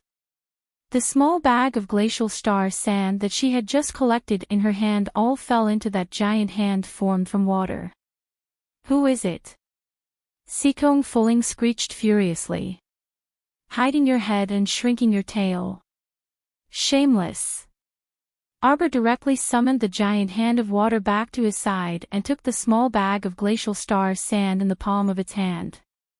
Opening it, he saw that there were as many as 50 to 60 grains of glacial star sand. He was instantly overjoyed.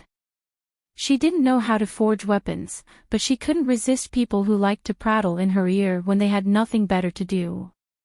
Something like, "If there are any such materials, I can help you continue to improve the ferrule. I guarantee that you'll be even more adept at it." Arbor happily put the glacial star sand that Sikong Fuling had painstakingly collected into his inner world. Afterward, his figure appeared in front of Sikong Fuling in an ostentatious manner. By this time, Sikong Fuling had already torn off that invisibility talisman on her body. She was so angry that her eyes and mouth were practically crooked and her entire body was trembling.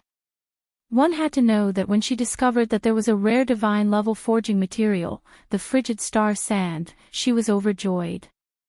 In order to prevent others from spying on such a treasure, she even secretly stuck an invisibility talisman on herself, intending to quietly collect it. With these 50 to 60 grains of glacial star sand in his hands, this trip was not in vain. It should be known that frigid star sand might not be of much use in their lower star fields, but in the middle 6 prefectures, a single grain of frigid star sand could be auctioned off at an astronomical price. After all, in a lower star domain like Sikong Planet, mystic weapon masters had already become legendary figures. Those ordinary weapon masters who only knew how to forge ordinary weapons would have no use for this kind of god-grade forging material even if they were given it. Sikong Fuling was really about to explode from anger at this moment. She had never seen such a vile, wretched girl. She had obviously snatched someone else's things and still looked at you with an innocent expression. This face was really infuriating.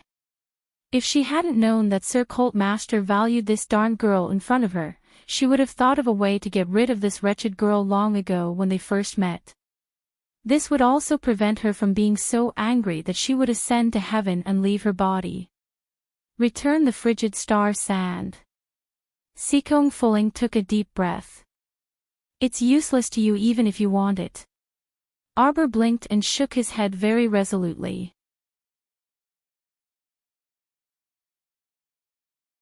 Chapter 1089. Not giving. Sikong Fuling was about to explode from anger. How could there be such a vile brat in this world? Was it reasonable for her to rob on the spot? Don't show up if you don't give. She would have admitted that her skills were inferior, right? Yet you still had to show up and look at her innocently. Sikong Fuling really wanted to rush up and slap this little imp to death. Lord Cult Master was crazy enough to think highly of such a vile character. How much of a masochist was he to ask for a beating? No wonder she got stabbed in the chest. She was asking for it. Sikong Fuling bit her small lips and took a deep breath, secretly suppressing the anger that filled her belly. Miss Chiao, you're not an armament master, so this glacial star sand is of no use to you. I think you don't even know what the glacial star sand is used for. Arbor blinked. It's used to create divine artifacts. Without adding this, even a top-grade spirit artifact can't transform into a divine artifact. Sikong Fuling looked at her in surprise. Alright, even if you know what it's used for, you're not an armament master at all, right? It's a waste for this thing to fall into your hands. How about this, I'll buy it from you. When Sikong Fuling said the last 5 words, she felt so aggrieved that she wanted to die. How did she, a dignified saint of the demonic cult, end up in this state? Arbor stretched out a pair of slender white hands and flipped it back and forth in the water. She asked curiously, "What do you have to offer?" "Spirit stones." Sikong Fuling gnashed her teeth. "You've heard of spirit stones, right? The basic resources for spiritual realm cultivation are the same as our magnetite." "Of course I know." Arbor interrupted her with a "don't treat this baby like a fool" expression. She then asked, "How many spirit stones can you give?" 100 pieces. Middle-grade spirit stones. She gritted her teeth and gave a blood-vomiting price. "Deal." Arbor nodded without hesitation and poked Sikong Fuling with his little hand. "Hand it over." Sikong Fuling was stunned on the spot for quite a while before she took out a pouch of mid-grade spirit stones from her inner world with great joy and tossed it to Chow Mu. "I'm not lying to you. This pouch of mid-grade spirit stones is good stuff that can support you for a period of time even if you travel to the middle 6 prefectures." Arbor nodded and then took out a brocade pouch embroidered with black datura flowers from his inner world. Upon seeing this, Sikong Fuling gnashed her teeth in anger. This damned fellow, even the brocade pouch was taken away by her. So shameless. However, seeing that she was able to return the glacial star sand brocade pouch to her, Sikong Fuling's complexion also became a little better. At least she was tactful. Otherwise, she wouldn't be able to leave the frigid pools range with this bag of frigid star sand.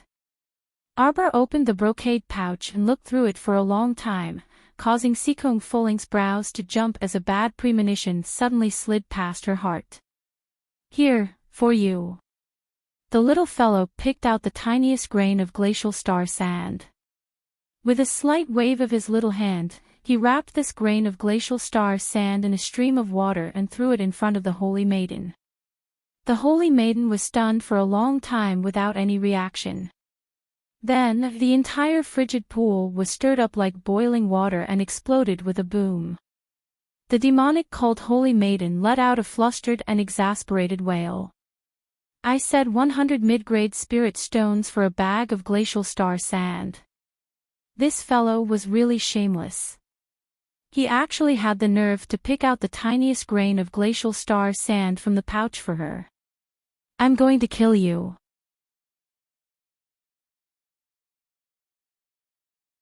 Chapter 1090. Why didn't she ascend to the heavens? 100 mid-grade spirit stones actually gave her a speck of glacial star sand that was comparable to a speck of dust. She really didn't want to pay for infuriating people to death, right?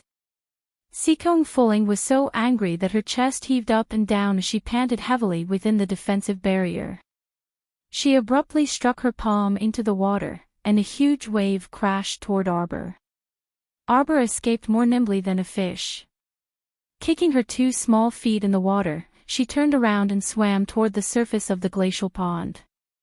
How could Sikong Fuling allow her to escape after taking the benefits? With a furious roar, she unleashed her greatest underwater potential. Kicking her legs, she injected mystic energy into the defensive barrier while vigorously paddling in the water, chasing after Arbor with a face full of resentment. The other people in the glacial pond had long sensed this unusual movement. In FA's first suspect was that fellow Arbor. But hearing the fierce roar, it seemed to be that saint of the demonic cult, Her Excellency Sikong Fuling. Could it be that this Prince Mo consort bullied Sikong Fuling again? Heavens! Just how vile was this person's temperament? Never mind that she bullied their eldest crown prince, but now she even dared to shit on Sikong Fuling's head. She was truly reckless. When Sikong Fuling fought with her just now, she lost by half a notch. Did that crown princess think that Sikong Fuling's cultivation was inferior to hers? She was the saint of the demonic cult and had countless trump cards in her hands. She definitely hadn't used her full strength yet. They should let that Prince Mo consort try kicking an iron plate so that she wouldn't always look at them with disdain and find trouble with them all the time. A huge wave rushed toward Arbor's back. As if she had a pair of eyes on the back of her head, when the huge wave was less than an inch away from her head, a huge palm formed from water directly slapped down that sky-high wave. Arbor kicked the water and swam freely while turning her head to glance at that fellow Seacombe fulling from time to time. Seeing that she was a little far away from her, she stopped and waited for her on the spot. Seeing that she was chasing after her, she hurriedly kicked her little legs and swam a few more times. After several times, Seacombe fulling was exhausted and battered. Her beautiful eyes glared angrily at the little imp in front of her through the heavy mist. If she could grab that brat's head right now, she would definitely press him to death.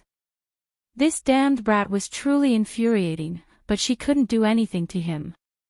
This was what made Seacombe fulling most depressed. Suddenly, a huge black shadow appeared in the mist. Its bell-like eyes stared straight at him. If not for Seacombe fulling's audacity, she would have been frightened to death by it. The giant ape stretched out its drenched arm and picked up Xiao Mu, who was causing trouble everywhere. It was as if it was glaring at a disobedient child, and the anger in its eyes was too tangible for its own good. The giant ape's thoughts right now were probably, "I told you to train properly in the water, but you're messing around everywhere and having so much fun." Was this appropriate? Arbor pursed his little mouth and protested, "I've already discussed with you that you're not allowed to carry me around in the future." The giant ape carried the little fellow away from Seacombe fulling and the others and tossed her into a corner at the bottom of the water. Then, it sat down in front of him like a freaking mountain and blocked the space around her. That's enough.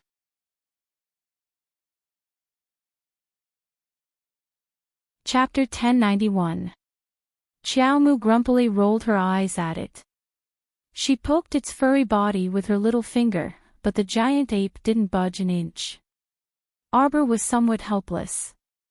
Looking at the situation, the giant ape wanted to imprison her in this small place and let her cultivate properly for a few days. This fellow was truly conscientious in its duty, sparing no effort to urge her to work hard. "Fine, let's cultivate then." Arbor waved her hand and opened the defensive mystic artifact. She sat inside the defensive barrier and began her 7-day cultivation journey. Opening the defensive barrier was because she wanted to set up a mystic guiding talisman formation around her small body. The mystic guiding talisman formation was drawn by her talisman paper, so it probably wouldn't be effective if wet. If she could draw jade talismans in the future, she wouldn't need to open the defensive barrier even in the water. The little fellow calmed down. The entire cold pond also quieted down. The most miserable one was Jian. After his defensive barrier was broken, he couldn't hold on for more than an hour in the bone-chilling cold pond water. At this time, he was lying on the ground beside the cold pond with a sorrowful cry, looking up at the dark blue sky in the mystic realm.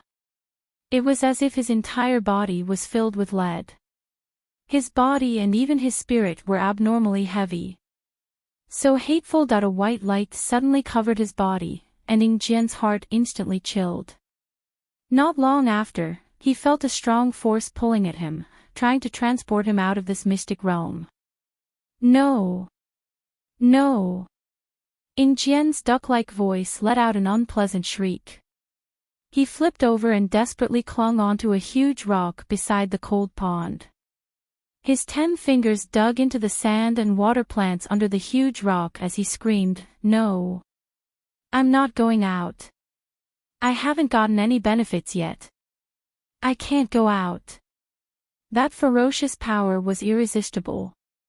No matter how Jian screamed and cried in despair, in the blink of an eye, Jian, together with the rock, smashed into the wet, muddy ground full of dried grass and broken branches with a thud. The hard rock made his chest hurt, but he simply didn't have time to think about it and jumped up from the rock. He cut a sorry figure and was completely exhausted. Jian glanced back and immediately discovered that he had once again returned to the Mystic Beast Forest. Ah! Jian roared at the sky. Damn it, he was really teleported out by the Mystic Realm. Damn it, damn it, damn it. Jian ran madly through the Mystic Beast Forest, intending to find the cold pond at the entrance to the secret realm. Unfortunately, no matter how hard he searched, there was still no trace of the cold pool. Jian immediately sat down on the ground like a deflated ball.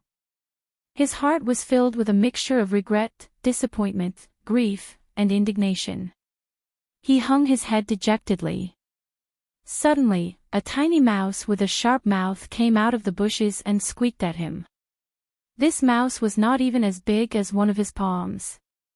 The hair on its head was sparse, and a pair of small red eyes were staring at him. Jian's heart was so stifled and uncomfortable that he couldn't be bothered to pay attention to it. He directly kicked the mouse, causing it to somersault and squeak before it retreated back into the bushes in fright. Jian hung his head and sighed for a while. He glanced at the rock from the corner of his eyes and suddenly stood up, excitedly pouncing to the side of the huge rock. This was the rock he carried out of the Mystic Realm. He didn't know if there was anything special about it.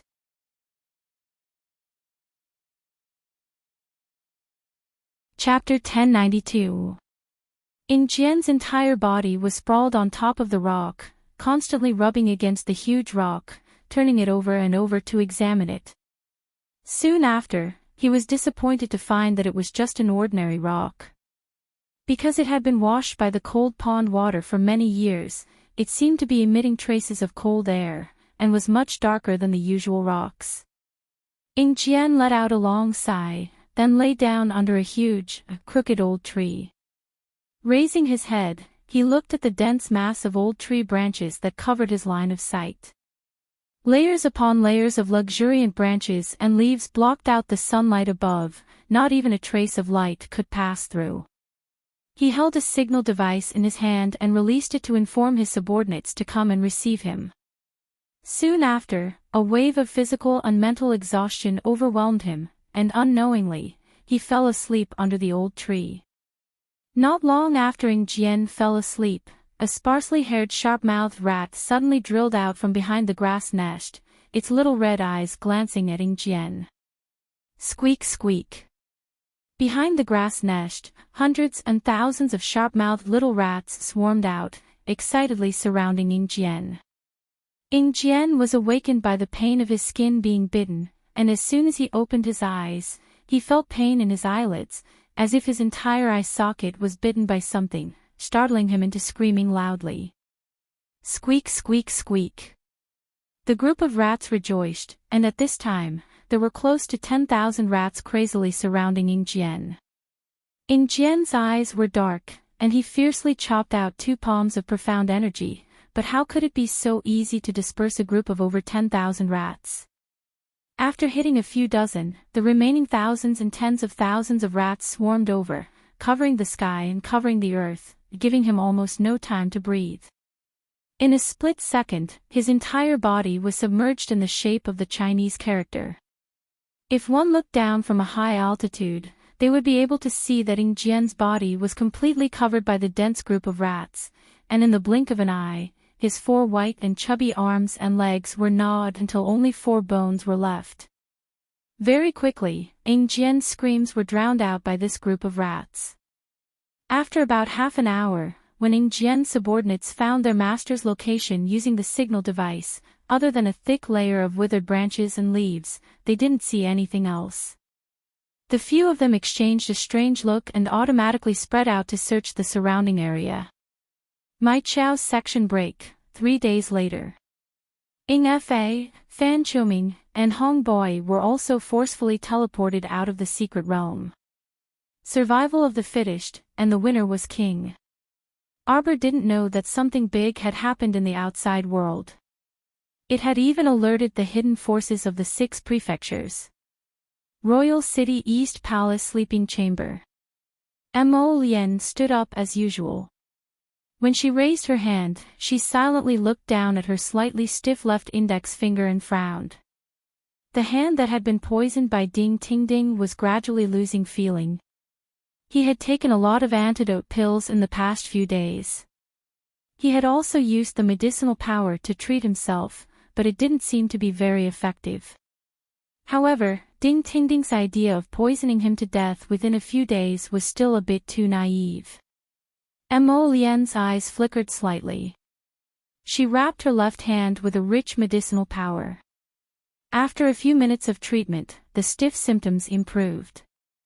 However, he also knew that the stiffness would increase the next day. It was as if the medicine could only alleviate the pain but not cure the poison completely. Not long after she got up, Huifeng's voice quietly sounded from the window. "Your Highness."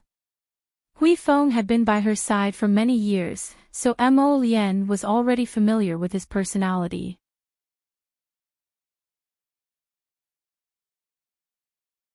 Chapter 1093. The sky had just brightened when he arrived. Although his tone was gentle, there was a hint of urgency in it. Something big must have happened. "Come in." At Prince Mo's command, Huifeng floated in through the window and bowed without looking sideways. "Your Highness, something big has happened." Mo Lian turned to stare at him. "Why are you so alarmed?" Huifeng hurriedly spilled the beans and quickly said, "This morning, Siming Manor's high priest announced an exciting piece of news. He said that he divined that a bloodfire phoenix egg will be born in the Mystic Beast Forest within the next few days." Siming Manor, one of the 4 great manors, had never cared about the mundane world and was even more reclusive than Yushu Manor. Why would it suddenly? What else did he say? Huifeng shook his head. Nothing. He only said that the bloodfire phoenix egg will be born in the Mystic Beast Forest at a certain time, but he didn't mention the specific time. Even so, it's already caused all sides to become restless and restless. The 2 sects, 5 factions, 4 great manors, and 8 great patrician families have all made a move. In addition, aside from Shantian Prefecture, the other 5 prefectures have also made a move. Ani Prefecture and Luotian Prefecture in particular have each sent an extremely powerful team to the Mystic Beast Forest, planning to fight over the Bloodfire Phoenix Egg. Mo Lian's handsome face darkened slightly, but then she seemed to have thought of something, and her expression softened. Let them be. In any case, Jojo is still inside the secret realm right now, so he won't run into those people. Yes. Keep a close eye on them. Mo Lian curled his lips into a cold smile. Come inform me when the people of the 5 prefectures are fighting to the death and both sides are wounded. Huifeng cracked a smile and nodded in understanding. Yes, Your Highness. At the same time, Arbor, who was completely unaware of what was happening in the outside world, was quietly immersed in the world of cultivation. Inside his conscious, the 12 jade slips that had been rolled into a ball suddenly lit up. The 6th jade slip flew out and unfurled. Lines of small characters appeared on it and were quickly absorbed by Arbor. Xiao Mu abruptly opened her eyes, joy creeping into her eyes. The 6th jade slip of the golden talisman jade tome was opened at this moment. Arbor sat cross-legged inside the defensive barrier and took out a gold-beaded talisman pen. He summoned a dozen blank ebony pieces and began to draw new talismans. There were quite a few new talismans that he had learnt, such as the teleportation talisman, the earth talisman, the wood talisman, and the thunder talisman. In addition, there was also a strange and special talisman, rapid cultivation talisman. She first drew a teleportation talisman. She had already tested the magical effects of this kind of talisman before. That's right, it was inside the Great Sea Monastery's pacification pagoda. Xiao Mu took out 2 talismans brimming with blue light and tossed one to Ao Yi. Afterwards, the 2 people disappeared from Courtesan Zhang's sight. At that time, they had used teleportation talismans to directly move from inside the pagoda to the monastery's rear courtyard. After that, she quietly went to the Nimpan Tower from the backyard, looking for an opportunity to angrily insult Princess Anam. The two teleportation talismans from before were the welfare demonstration talismans given by the golden talisman Jade Tome. Arbor had always regretted that she couldn't draw a teleportation talisman because she thought it was very useful. Now, she could finally draw one. Teleportation talisman, move to a single person within 2 li. This was the property of a high-level talisman. Arbor suspected that when she could draw yellow-grade or even black-grade talismans in the future, she might be able to modify this teleportation talisman into a directional movement. Chapter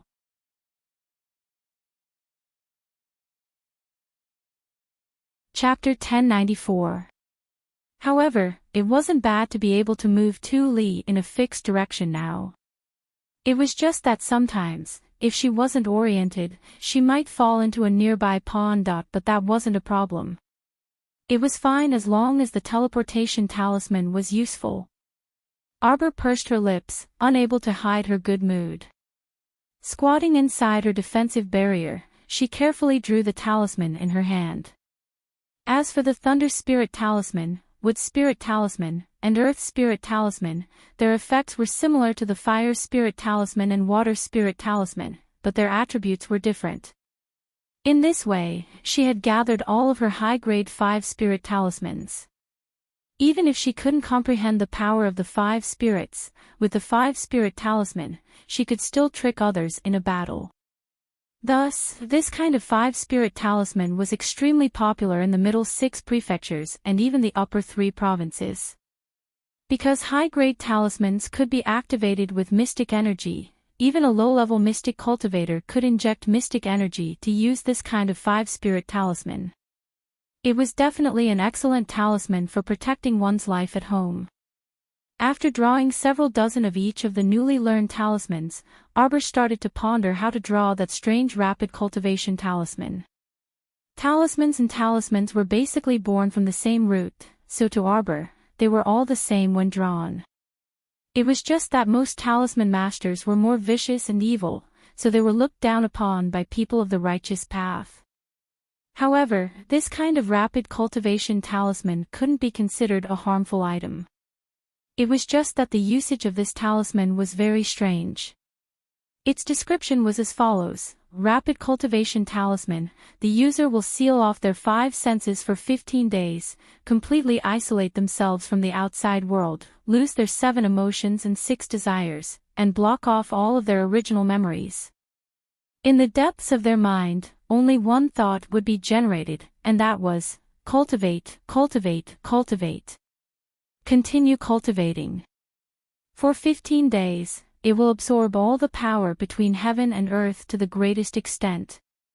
Mystic energy absorbs mystic energy, spiritual energy absorbs spiritual energy, and even this rapid cultivation talisman was really strange.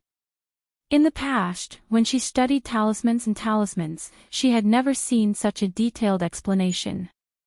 This rapid cultivation talisman, just the explanation alone was written on an entire page. At the end, there were even words of encouragement. What are you waiting for? Hurry up and use the rapid cultivation talisman, you will truly feel the rapid increase in your cultivation and spiritual senses. Join us. Cultivator, success is waiting for you ahead. Arbor. What kind of weird charm was this? To block all 5 senses for 15 days, a person would lose sight, hearing, smell, taste, and touch at the same time. Then what was the meaning of life? This must be the feeling of chewing wax when eating chicken thighs. Oh, that's right, I still have to block his memory. No, no, no, no. How was this a quick cultivation talisman? It was simply a death talisman. However, looking at the description of this talisman, it was quite good at causing trouble. It was very hot and could raise one's mood in an instant. However, she only drew it and held it in her hands to take a look. He thought to himself that after he left this mystic realm, he should find a little mystic cultivator he didn't know to conduct an experiment first. Let's see how much that person can grow in 15 days. There shouldn't be any trouble. Looking at the description, it didn't seem like a bad talisman. It was just that the conditions for rapid cultivation were a little tricky. The little guy grabbed the quick cultivation talisman and muttered to himself for a while. When he raised his head, he was shocked by the big furry face in front of his defensive barrier. Fuck, what the hell was this giant ape doing? It was so close to his defensive barrier. At first glance, she was really frightened by its big face. The giant ape suddenly grinned at her and even squinted its little black eyes at her.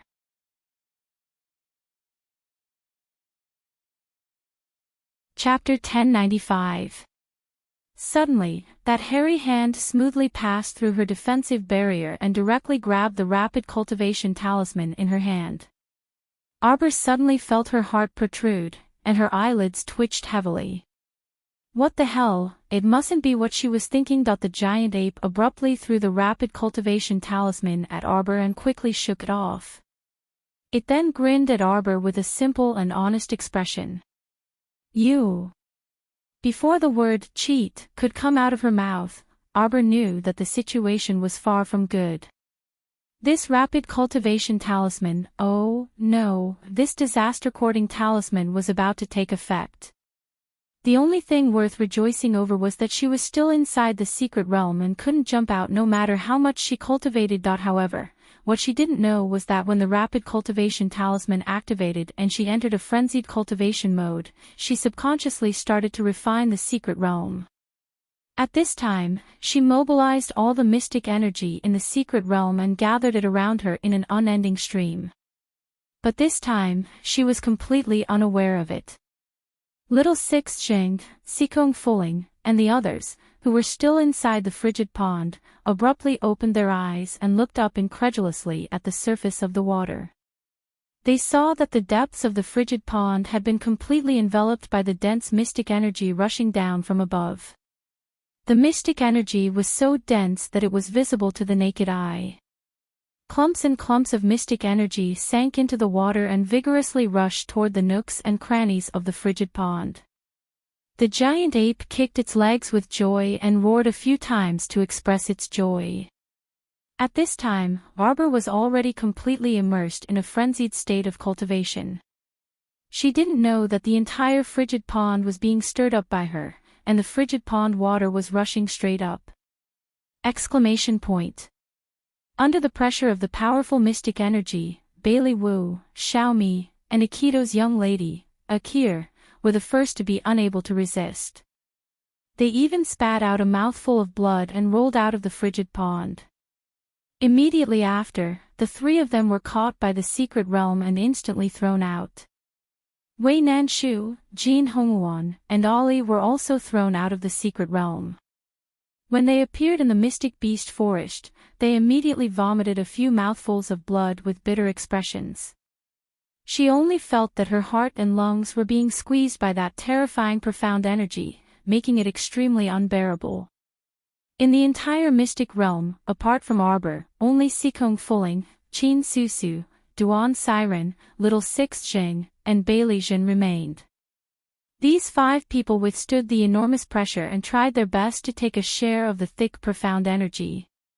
However, the truth was just that frustrating. They clearly saw such a dense profound energy hanging above their heads, but they couldn't even enjoy a trace of it. This was like a person who had walked into a gourmet shop. There were hundreds of different types of delicacies in front of him, but his stomach was not good. He couldn't even swallow the plain porridge and side dishes. That was how sad it was.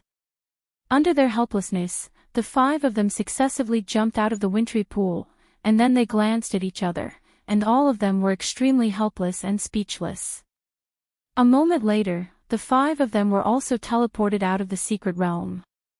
Before parting, Duan Siren sighed and said, "I didn't expect that after entering the Mystic Beast Forest's secret realm this time, I didn't even obtain a Xuanji pill as a reward. What a failure." When the others heard this, they couldn't help but smile wryly. It went without saying that their hearts were filled with disappointment. At this time, Arbor was like a whale sucking in water, continuously absorbing the dense profound energy in this place. It wasn't until a day and night later that it completely absorbed all the profound energy in the entire area. Rumble. The mystic realm then collapsed.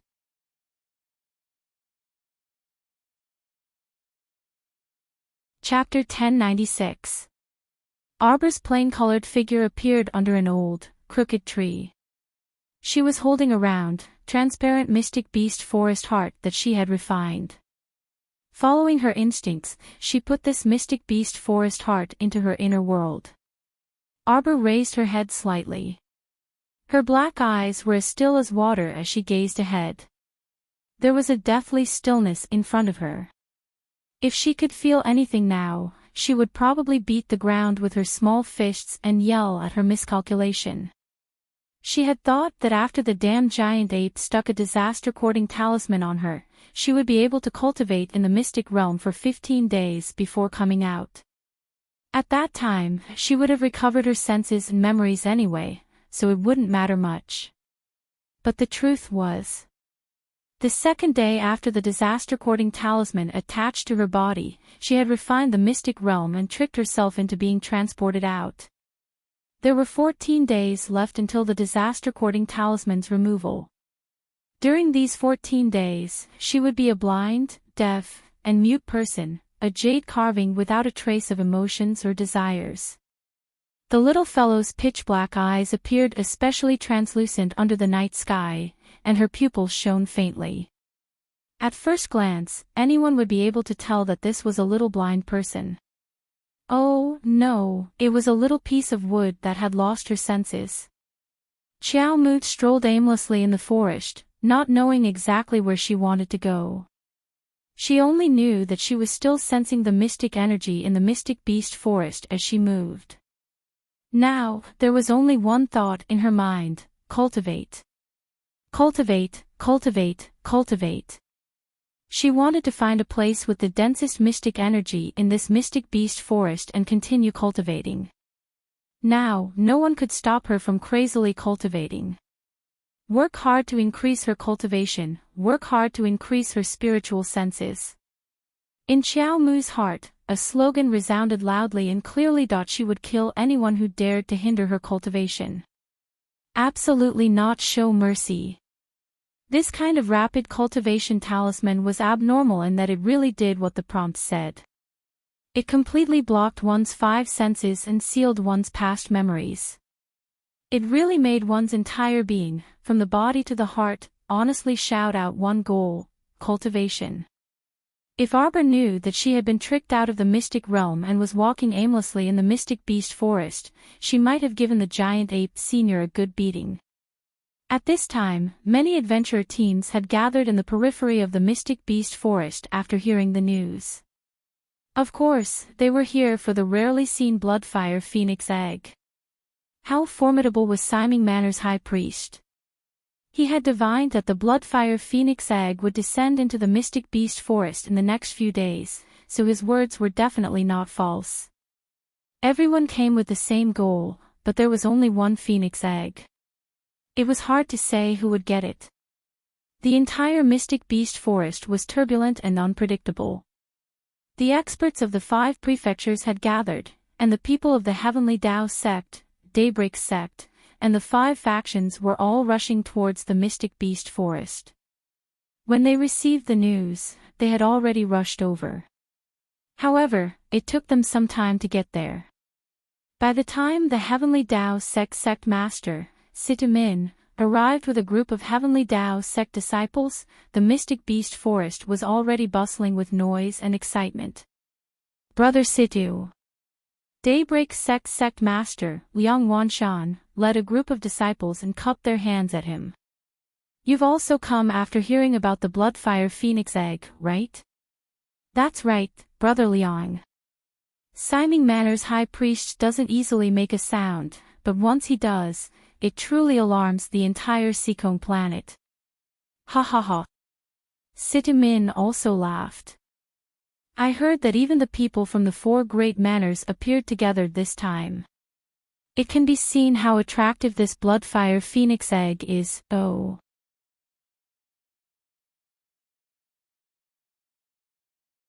Chapter 1097.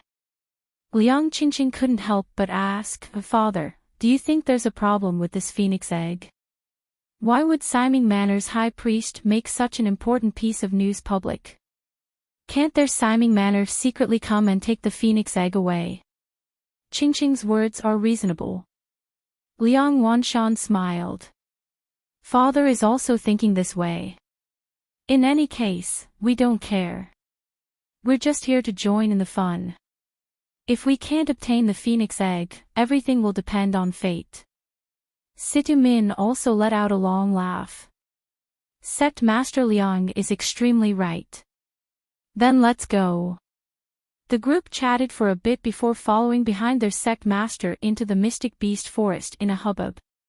Not long after the 2 teams left, the Mu family's patriarch, Mu Boming, appeared at the entrance of the forest with the Mu family's young disciples, Mu Zijuan, Mu Zhilan, and the others. After the order was given, the Mu clan also set out for the Mystic Beast Forest in unison, each of their youthful faces carrying traces of anticipation. If they could obtain the ancient bloodfire phoenix egg, they would definitely be able to raise their strength by a large margin. Whether or not they could form a contract with it was another matter. At the very least, there was hope for now. The crowd was surging with emotions as the cultivators used their own abilities and rapidly rushed over. At this time, Arbor had already found a place with the densest mystic energy in the center of the Mystic Beast Forest and started cultivating. Soon, the mystic energy in the entire Mystic Beast Forest was mobilized by her again and gathered above her head. After using the rapid cultivation talisman and absorbing all the mystic energy in the Mystic Beast Forest's secret realm, her cultivation had already skipped the gradual attainment realm from level 13 Mystic Cultivator realm to the initial success realm. At this moment, she felt that she was about to break through the barrier of phenomenal success. With this kind of abnormal cultivation speed, breaking through from the initial success stage to the phenomenal success stage in less than a day and night, it would truly scare a large number of people to death. Cultivate, cultivate, cultivate. These words kept floating in Darling Qiao's heart. She immersed herself in cultivation again without blinking. Although her 5 senses were completely blocked, her spiritual awareness grew abnormally ferociously. Originally, his spiritual sense was only at the 1st level, but in the past few days, it had crazily grown by 2 levels. Now, it had reached the 3rd level of spiritual sense. This was a rather outrageous matter. It should be known that an ordinary person's Xian sense was only about 60% of their cultivation. This was already considered not bad. In other words, a level 13 Great Mystic Cultivator's mystic conscious could be considered perfect if it reached level 7 at most. As for Arbor, although his cultivation had yet to break through to the spirit realm, his conscious had already broken through to the spirit realm, and his spiritual sense had already broken through to the 3rd level. Such a heaven-defying act was truly unique in the world. The growth of one's profound sense was much more difficult than one's own cultivation. This was something that everyone knew. What could it be that his profound sense could increase by 1 level in 1 or 2 days? That was absolutely impossible. Arbor cultivated diligently in the midst of this impossibility, wholeheartedly cultivating to the end. Inside the Mystic Beast Forest, huge waves had long since surged to the heavens. Moreover, the people from the 8 great patrician families had all come after hearing the news and were planning to try their luck in the Mystic Beast Forest. In any case, regardless of whether or not he could get the phoenix egg, it was just an activity.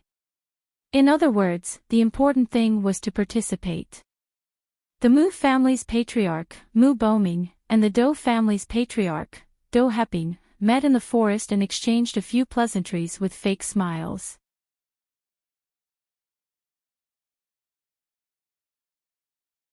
Chapter 1098.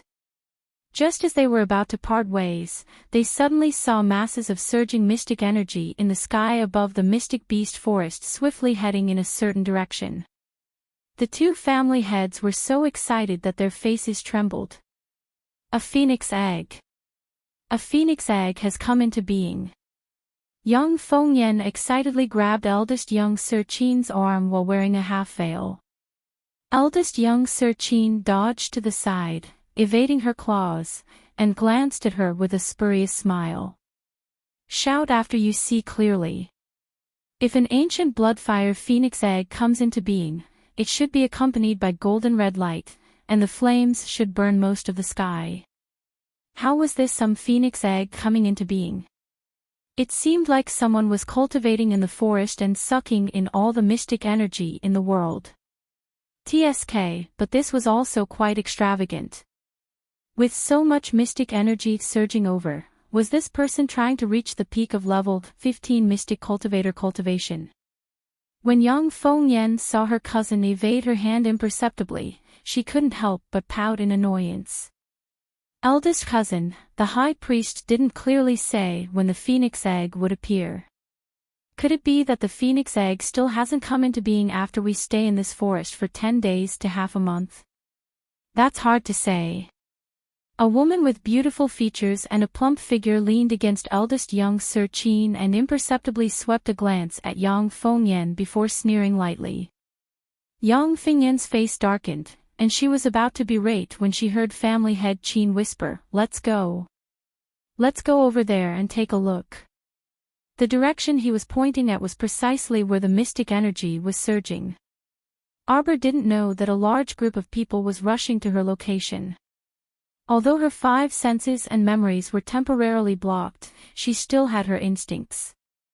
Before she entered closed-door cultivation to absorb mystic energy, she had already set up several talisman matrices nearby. Right now, she was at the critical juncture of breaking through to phenomenal success as a level 13 mystic cultivator, so she naturally didn't have the time to pay attention to the outside world.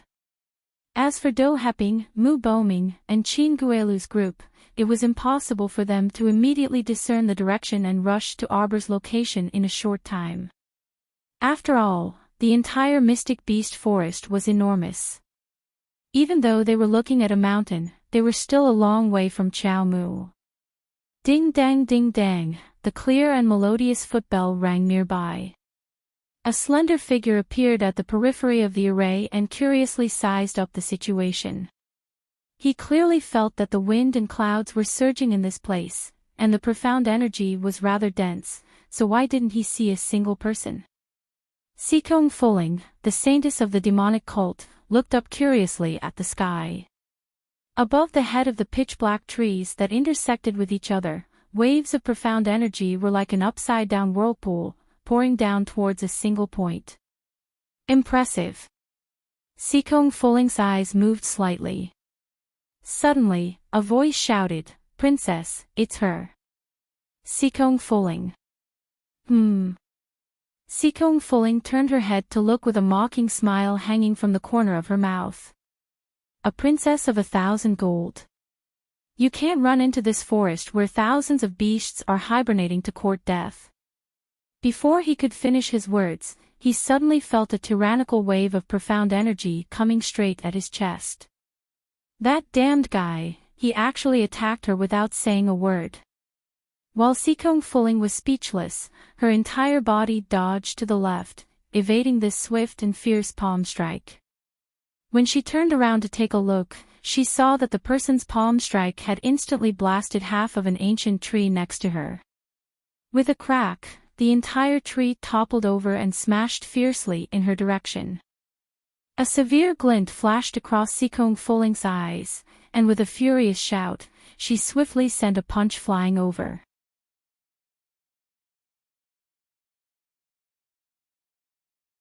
Chapter 1099. Borrowing the force of her punch, Sikong Fuling swiftly leaped into the air, grabbed the ancient tree branch above her, and flipped to the top of the tree. Her charming eyes gazed frostily at the two women who were slowly walking out of the pitch-black forest. The woman in the lead was exceptionally bewitching. Purple shadows were drawn out around her eyes using a special flower juice, embellishing her beautiful little face even more incomparably gorgeous. Her long purple strapless dress trailed on the ground, perfectly outlining her lithe figure. She was a stunner, but unfortunately, her brain wasn't good, and she attacked indiscriminately. Sikong Fuling glanced coldly at the newcomer. "Who are you?" She didn't look like a princess from any country. How could there be a princess dressed so bewitchingly, like a prostitute from a brothel? Audacious! You actually dare to be so rude in front of our Raksha princess. Hurry and kneel down and kowtow to our princess to apologize. Startled, Sikong Fuling turned to look at the Raksha princess in disbelief. You're the Raksha ghost sex Raksha princess. The Raksha princess gave her a bewitching smile, but there was no smile in her eyes. Apart from me, have you seen a princess more bewitching and beautiful than me? The Raksha princess' narcissism was unmistakable the moment she opened her mouth. Although Sikong Fuling also felt that she was very beautiful, she absolutely wouldn't be so shameless as to praise herself in front of a stranger. Thus, she chuckled, her laughter filled with mockery and contempt. The female disciple behind the Raksha princess bristled and jumped up. "Princess, she's mocking you." The Raksha princess's lips twitched with a fake smile, and she instantly shot toward Sikong Fuling. "No need for you to remind me. This princess has eyes and naturally can see it. Sikong Fuling, today is the day of your death." Enraged, Sikong Fuling attacked the Raksha princess's chest with a palm. "You old witch. My demonic cult has no enmity with your Raksha ghost sect.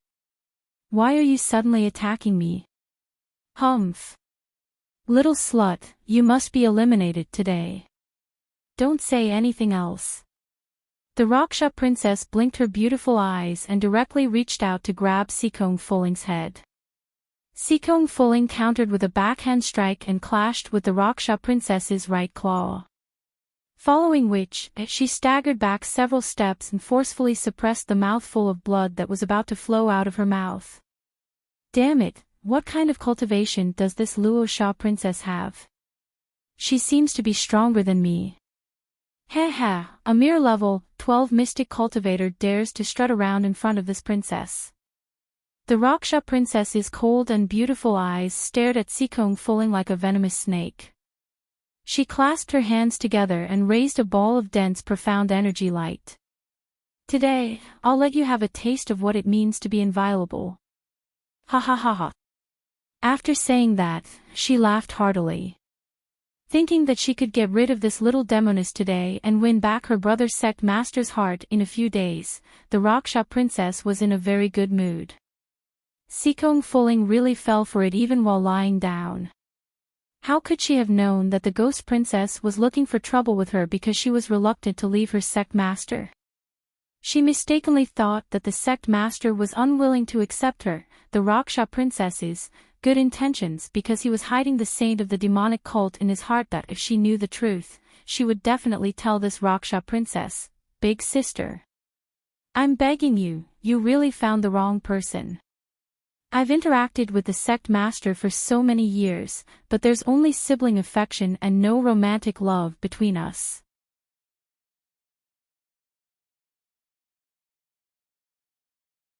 Chapter 1100.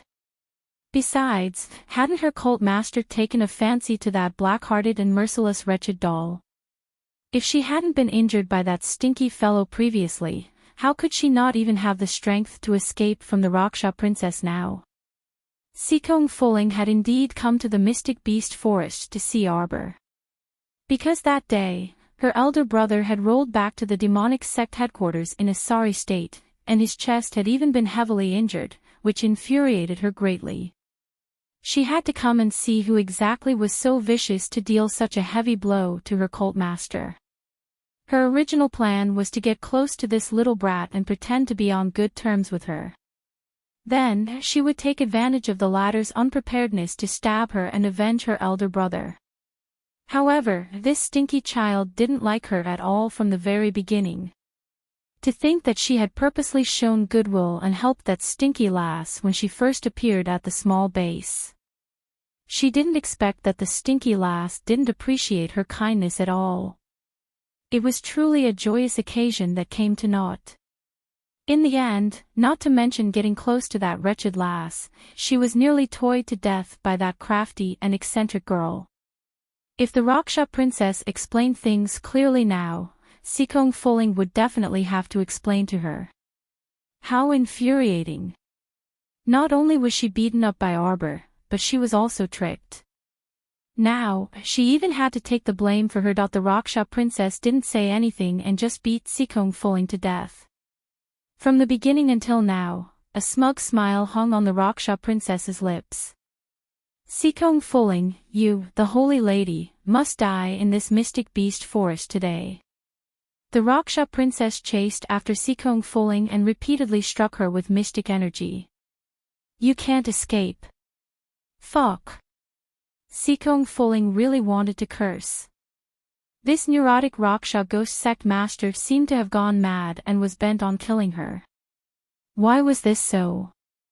Raksha princess, don't bully me. Sikong Fuling turned around and exchanged a palm with the Raksha princess. She crashed to the left and spat out a mouthful of blood, which also activated the nearby talisman array. The Raksha princess looked in astonishment at the 60 talismans that suddenly appeared around her. It was a binding talisman array. The Rakshasa princess was trapped within.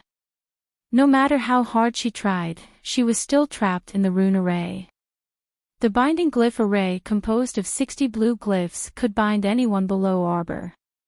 However, Princess Luosha's current cultivation was above Arbor's, so the binding rune array could only trap her temporarily. She would definitely break free after a while. Sikong Fuling cut a sorry figure. Originally, her clothes were very thin and translucent, revealing 2 tender white thighs. At this moment, he had been hooked by tree branches in the forest and chased all the way here by Princess Raksha like a dog. His clothes were already tattered beyond recognition and he was almost naked. She hurriedly took out a red robe from her inner world and draped it over her body before looking up at the Raksha princess. Sikong Fuling's eyes flashed as a flute landed in her hand. Placing it to her lips, she immediately started to play the flute. When playing this dark phoenix demonic flute, one must use profound energy in order to bring out the best effect. It was a pity that her profound energy had been severely damaged twice in a row, and she was already an arrow at the end of its flight. When she played it, the effect was greatly reduced. Even so, Sikong Fuling still persevered. After all, she could tell that this binding talisman array could only trap Princess Luosha for a while and not for long. Once she broke free, it would be the time of her death.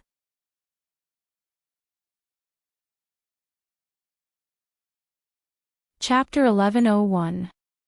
Right now, only by sending the Raksha princess into the nightmare realm could she obtain a chance of survival. Princess.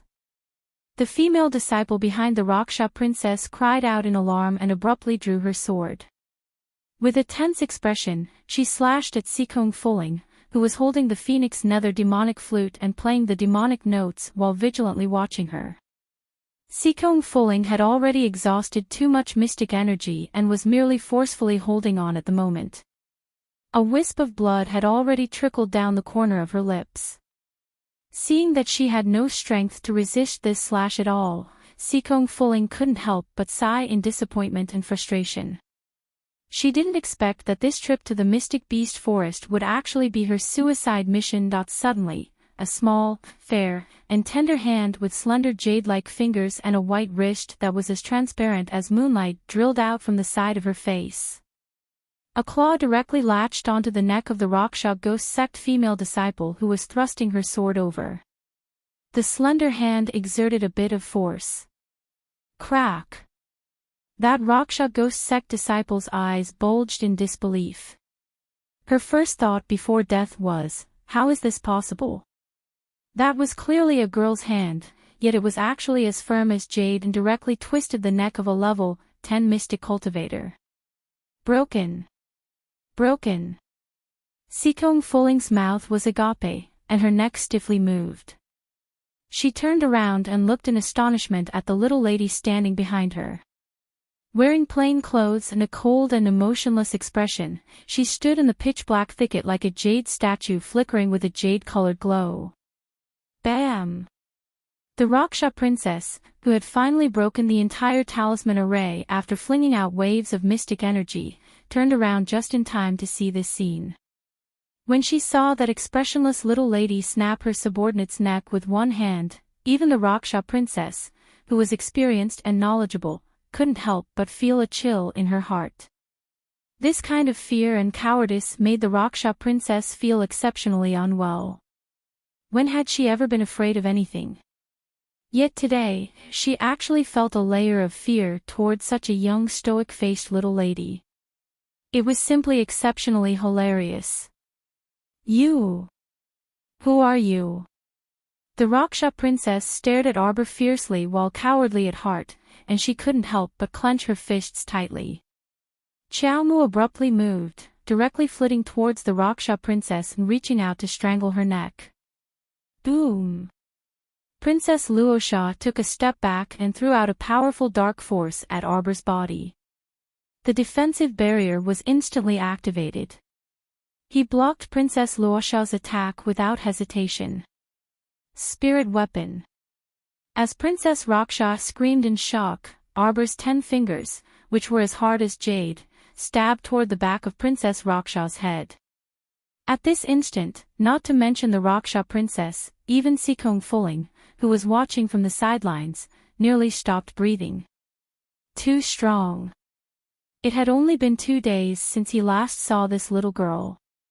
Why did her cultivation seem to have improved so much? Sikong Fulling simply could not believe her own eyes. The Luosha princess leaped forward and dodged her claw in a wretched manner. She turned around and didn't have time to speak. Xiao Mu stomped her foot on the ground, immediately creating a small pit. Her expression didn't change at all as she clawed forward with her small hand, ripping off half of the Raksha princess's tube top with a rip. Sikong Fulling. Fuck. If not for the fact that this little imp was a girl, she would have thought that this child was a pervert and sincere. The face of the Rakshasa ghost sex princess immediately turned green. She looked at the girl in front of her in disbelief. Suddenly, her brows twitched, and she nearly exclaimed, "Why, you're blind."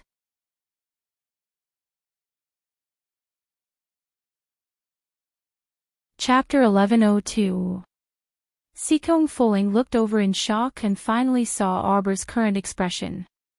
Her eyes were like 2 pools of cold water. Although they were limpid, pitch-black, and extremely watery, one could see that there was no focus in them at all. She really was blind. How was this possible?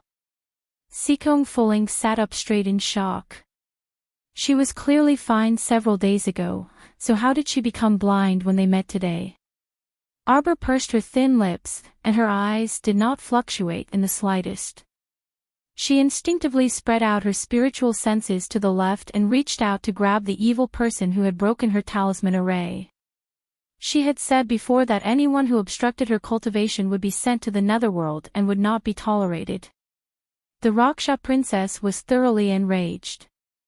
A blind person also dared to be impudent in front of her. This girl really had to be properly taught a lesson. Come out. Misty Night Wolf. The Raksha princess bellowed. A large wolf the size of 2 calves with shining pitch-black fur suddenly appeared next to the Raksha princess. Sikong Fulling swallowed her saliva and cried out to Arbor, "Level 14 Mystic Beast, Misty Night Wolf. Be careful." The Misty Night Wolf bared its sharp teeth at Arbor and crawled on the ground. It suddenly howled and flew toward Arbor.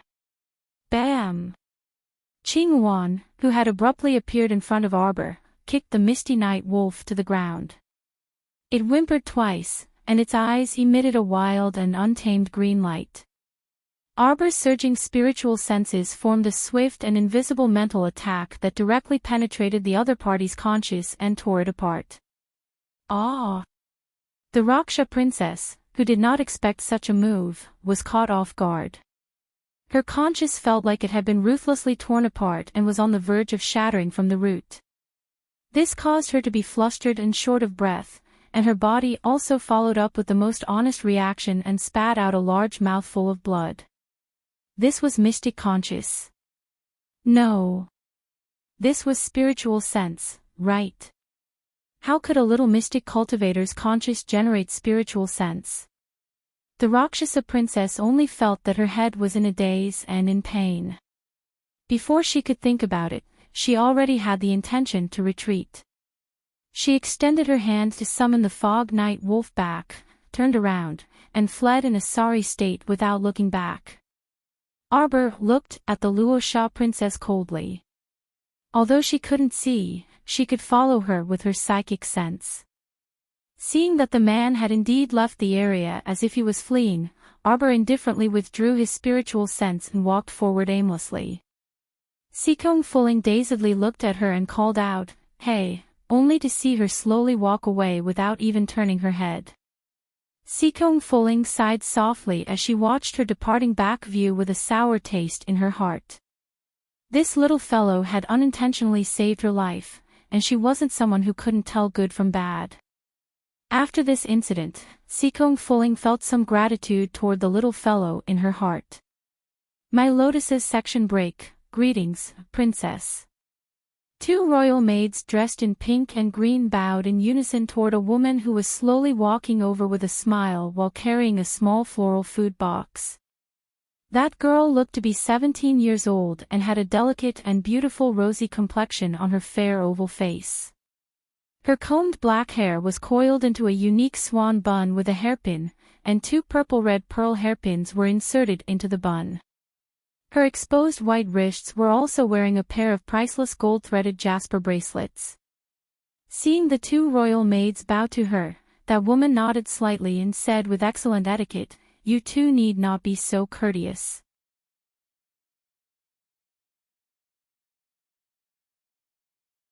Chapter 1103.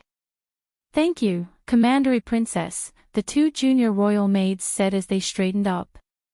"Is His Highness inside the study?" Commandery Princess and smiled faintly with an indescribable gentleness.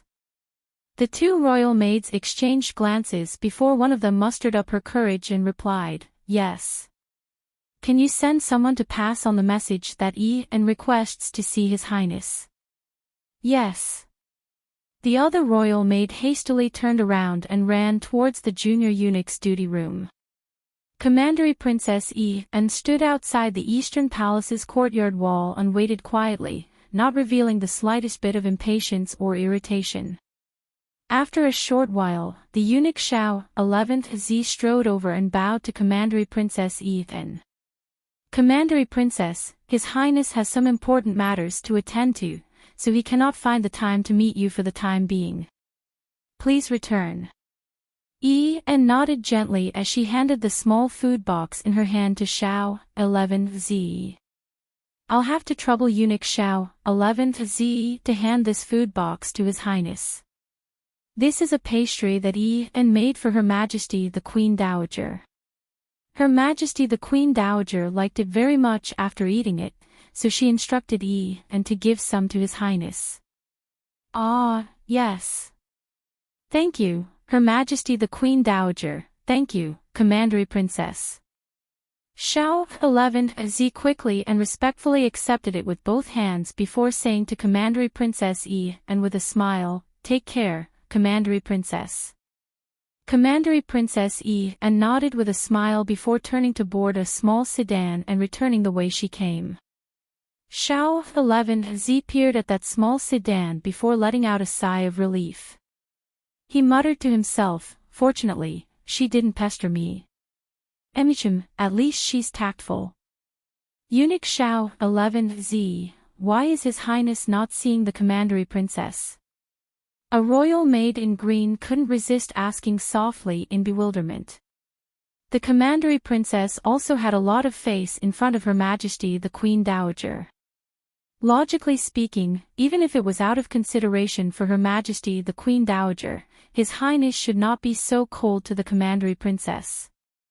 Shoo, shoo, shoo, what do you know? Shao 11Z grumpily waved his hand at those two royal maids. His Highness is busy, so how could he have the time to see this person today and see that tomorrow? All right, hurry up and do your work. We don't need servants who talk too much in the Eastern Palace. Just remember what your master says and do it. There's no need for so many whys. After being rebuked by Shao 11Z, the royal maid instantly shut her mouth in embarrassment. She curtsied and muttered, yes. The sedan passed through a small garden outside the Eastern Palace and took a detour to the Empress Dowager's bedroom. Princess. Walking beside the sedan, a young girl with a long face couldn't help but pout and say, His Highness is too unreasonable. The princess was ordered by the Empress Dowager to deliver the pastries, but the Crown Prince didn't even see you. Shut up. Commandery Princess Anne's frigid voice traveled out from behind the curtain. Is His Highness's affairs something a little wicked servant like you can casually fabricate? If you continue to talk nonsense like this and don't know your limits, I'll send you out of the palace tomorrow and send you back to the Marquis of Su Anne's residence. Ah! That young maidservant gaped in horror and rolled on the ground in fright. She repeatedly kowtowed and begged for mercy, Miss, please don't send me back. Yes, it was this servant who spoke out of turn, it was this servant's fault. Miss, this servant won't dare to do it again in the future. Commandery Princess Anne calmly ordered, stop. Afterwards, she lifted the curtain by an inch and bent down to get out of the sedan. She then walked up to the young maidservant gracefully. Looking at her fearful appearance, Commandery Princess Anne sighed softly and bent down to help the young maidservant up.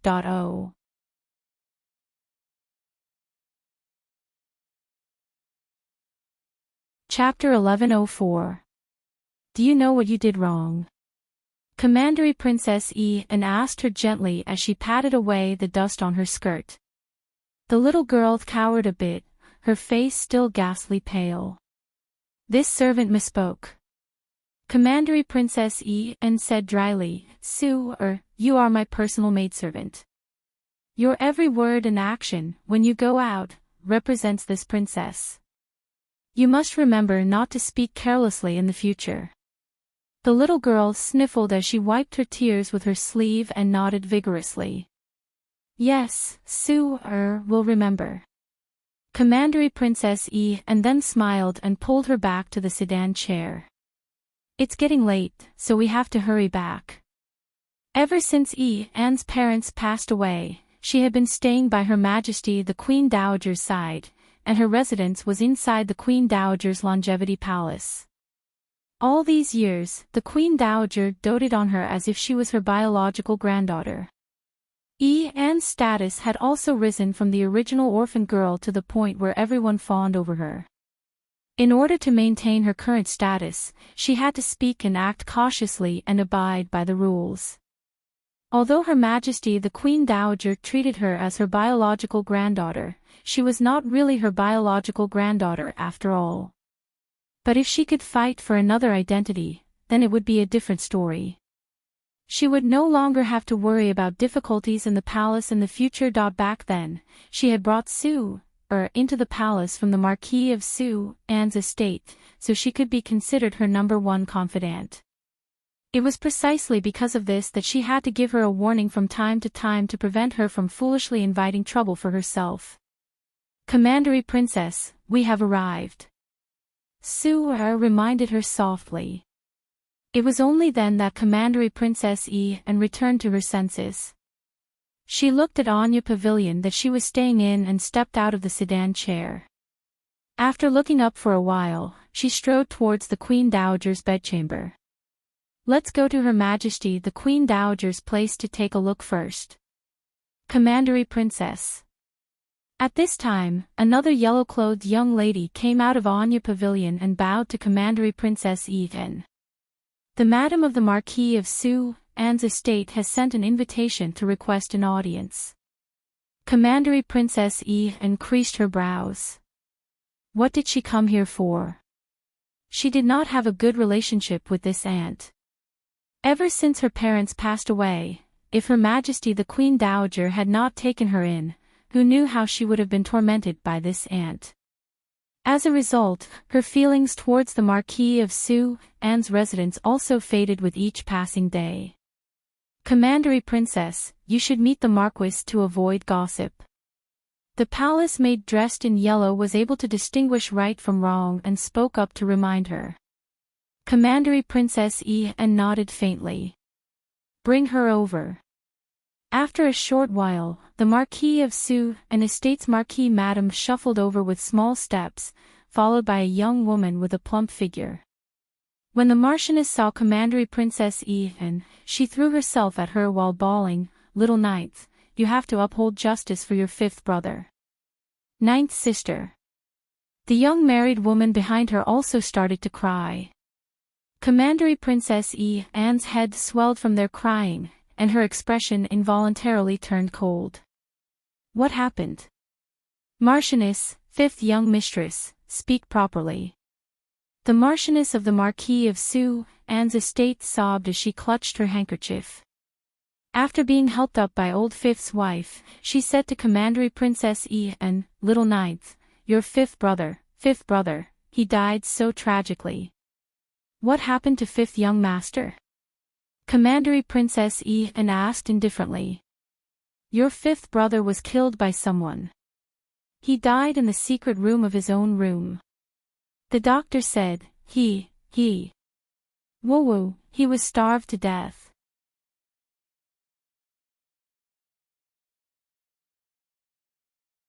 Chapter 1105. The Marchioness of the Marquis of Sue Anne's estate cried and shouted while patting her chest, "Eden, you must seek justice for your fifth brother. Your fifth brother can't have died in vain like this." On the side, the fifth young madam pretended to wipe away the tears at the corner of her eyes, but she was sneering inwardly. This old woman simply didn't know what she was talking about. Did she really think that Commandery Princess Eden would seek justice for her? Did she forget what she had done to the Commandery Princess back then? Yet she still dared to plead with someone else now. If it weren't for this old woman insisting on dragging her into the palace, she would have long left the Marquis of Sue Anne's estate, that impoverished household, and fled far away with her little sweetheart. Hu Yukong, that wretched man. So what if he died? Why did he have to die so shamelessly? When he was found naked in the secret chamber with a servant girl who did rough work in the court. It really made her lose face. She couldn't shed a single tear for this bastard. The fifth young madam sneered. Yet she pretended to be sobbing on the surface as she followed behind the granny and put in her best performance. After Commandery Princess Eden understood the situation, she told the Madam of the Marquis of Sue Anne's estate calmly and distantly, "The Marquis truly flatters me too much. Since such a major incident has occurred, the Supreme Judiciary will certainly send people to investigate properly. Eden is only an unmarried woman, so how could she have the ability to interfere with the Supreme Judiciary's investigation? Madam, please restrain your grief and wait for the news at home." You! The Madam of the Marquis of Sue Anne's estate glared at Commandery Princess Eden. Great! Ever since you became a Commandery Princess, you completely disregarded the Marquis of Sue Anne's estate, right? The old woman rebuked loudly, "Don't forget. You are a young lady from the Marquis of Sue Anne's estate, and you are called Hu Shuain. Don't even know your ancestor's surname." Eden clenched her fists in anger. "Madam, please mind your words and actions. I am your aunt, your elder. What's wrong with me lecturing you?" The old woman rebuked indignantly, and she snorted eccentrically with a crooked mouth. If you can't uncover the true culprit in your fifth brother's matter, I won't be done with you. Oh. Who do you want to be done with? A cold rebuke came from behind them. Commandery Princess and looked up with reddened eyes and hastily curtsied. And greets the Queen Dowager. The fifth young mistress shuddered and cursed the old lady in her heart. This damned old woman dared to be so arrogant in the palace, making a big fuss. Now, she had attracted the attention of the Empress Dowager. Let's see how the Empress Dowager will get out of the situation. Don't implicate me. The Marchioness of Su and was also shocked. She quickly turned around and put on a fawning old face, bowing and greeting. This subject's wife greets the Empress Dowager. The Queen Dowager didn't even look at that old and young pair as she walked past them to Anne's side. She patted her small hand with a smile and asked, Anne, we heard that you went to the Eastern Palace. What is that grandson of mine doing? Commandery Princess Anne explained with a smile, His Highness is busy with official business, so Anne left after handing the pastries to eunuch Xiao, 11Z. The Queen Dowager was taken aback. She glanced at Commandery Princess and before remarking with a shake of her head, That's true. This grandson of mine is good in every way. It's just that once he gets involved in official business, he forgets about sleep and food, forgetting everything else. And does not dare to disturb you. Oh we know that you are the most sensible one. The Queen Dowager patted Anne's small hand with a smile. Let's go, accompany we to the royal garden for a stroll. I heard that there is a newly secluded pond in the rear court, and it is very elegant. Commandery Princess Anne agreed with a nod with a smile.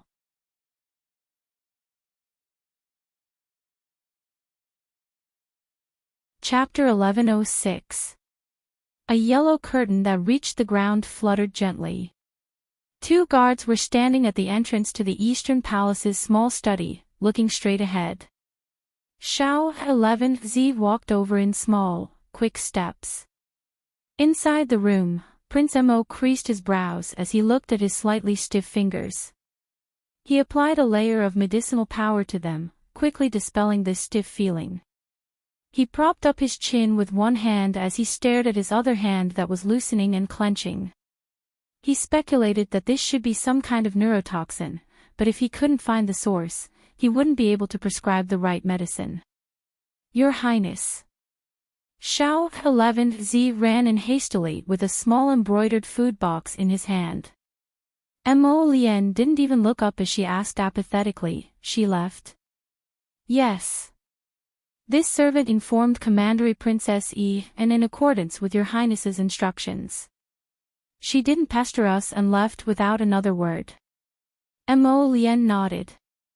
Just as she picked up her brush to write down a word, she gripped her right wrist tightly, a faint viciousness flashing past her eyes. Damn it, that stiff feeling had crept up on her arm again after she used medicinal power to heal it.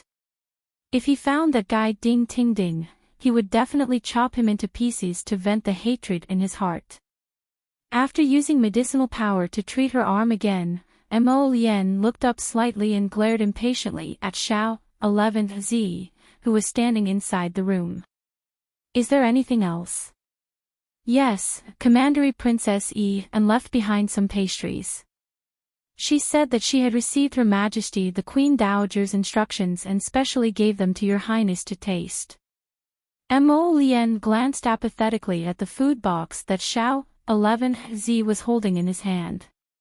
He knitted his brows and said, Since it's a reward from the Queen Dowager, you can distribute it to the palace servants below. Pick out a pot of first-rate longevity flowers for us as a gift to grandmother. As you command.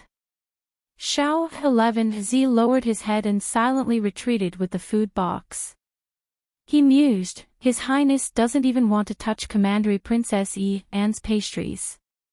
His attitude is already so clear, so why does this Commandery Princess Anne keep coming to the Eastern Palace? She really doesn't have any discernment. After Xiao 11Z left, Hui Feng arrived in front of the Crown Prince in a flash. Your Highness, the Hidden Night Pavilion received news that the Mystic Beast Forest secret realm has been unsealed ahead of time.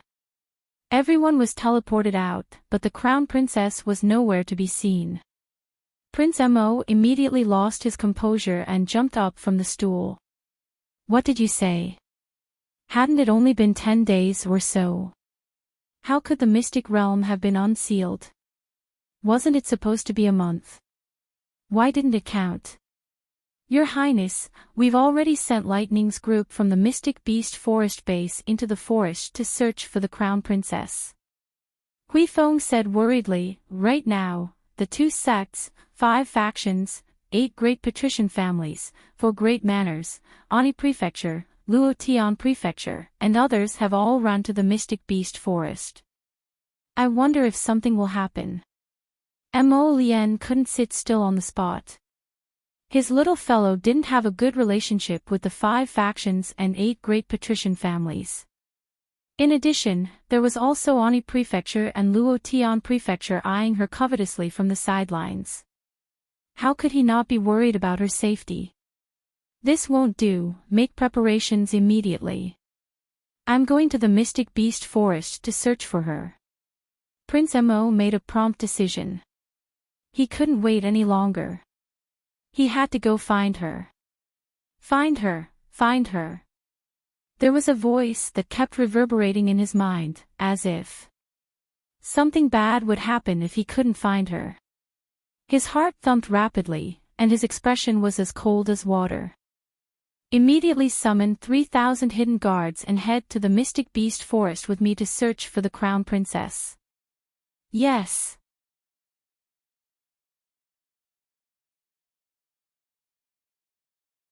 Chapter 1107.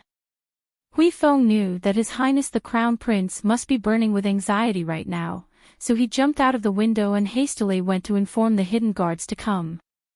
Soon, the great king, who was holding the beauty's wrist and accompanying her in painting in Zhao Yi's bedchamber, received the latest news. His Highness the Crown Prince had ordered 3,000 hidden guards to set off for the Mystic Beast Forest and tossed all the unfinished business to him. This son of a fraud. Truly, he had a wife but no father. Every time he encountered a matter concerning his wife, he could even abandon his father. Unfilial son. So infuriating. My Lien section break, at the entrance to Anya Pavilion. Su who was overjoyed, hurriedly followed her young miss footsteps. When she passed by the Marchioness and her daughter-in-law, who were half squatting and sweating profusely, she even provocatively curled her lips and rolled her eyes at them. From beginning to end, the Queen Dowager did not allow the Marchioness and her daughter-in-law to get up. She did not even glance at them from the corner of her eye until she disappeared from Anya Pavilion with Commandery Princess Eve. The group of junior royal maids covered their mouths as they peeped at the Marchioness and her daughter-in-law, as if they were watching a good show. Afterwards, they dispersed. It was not until a few minutes later that the Marchioness finally dared to stand up with her hands on her hips.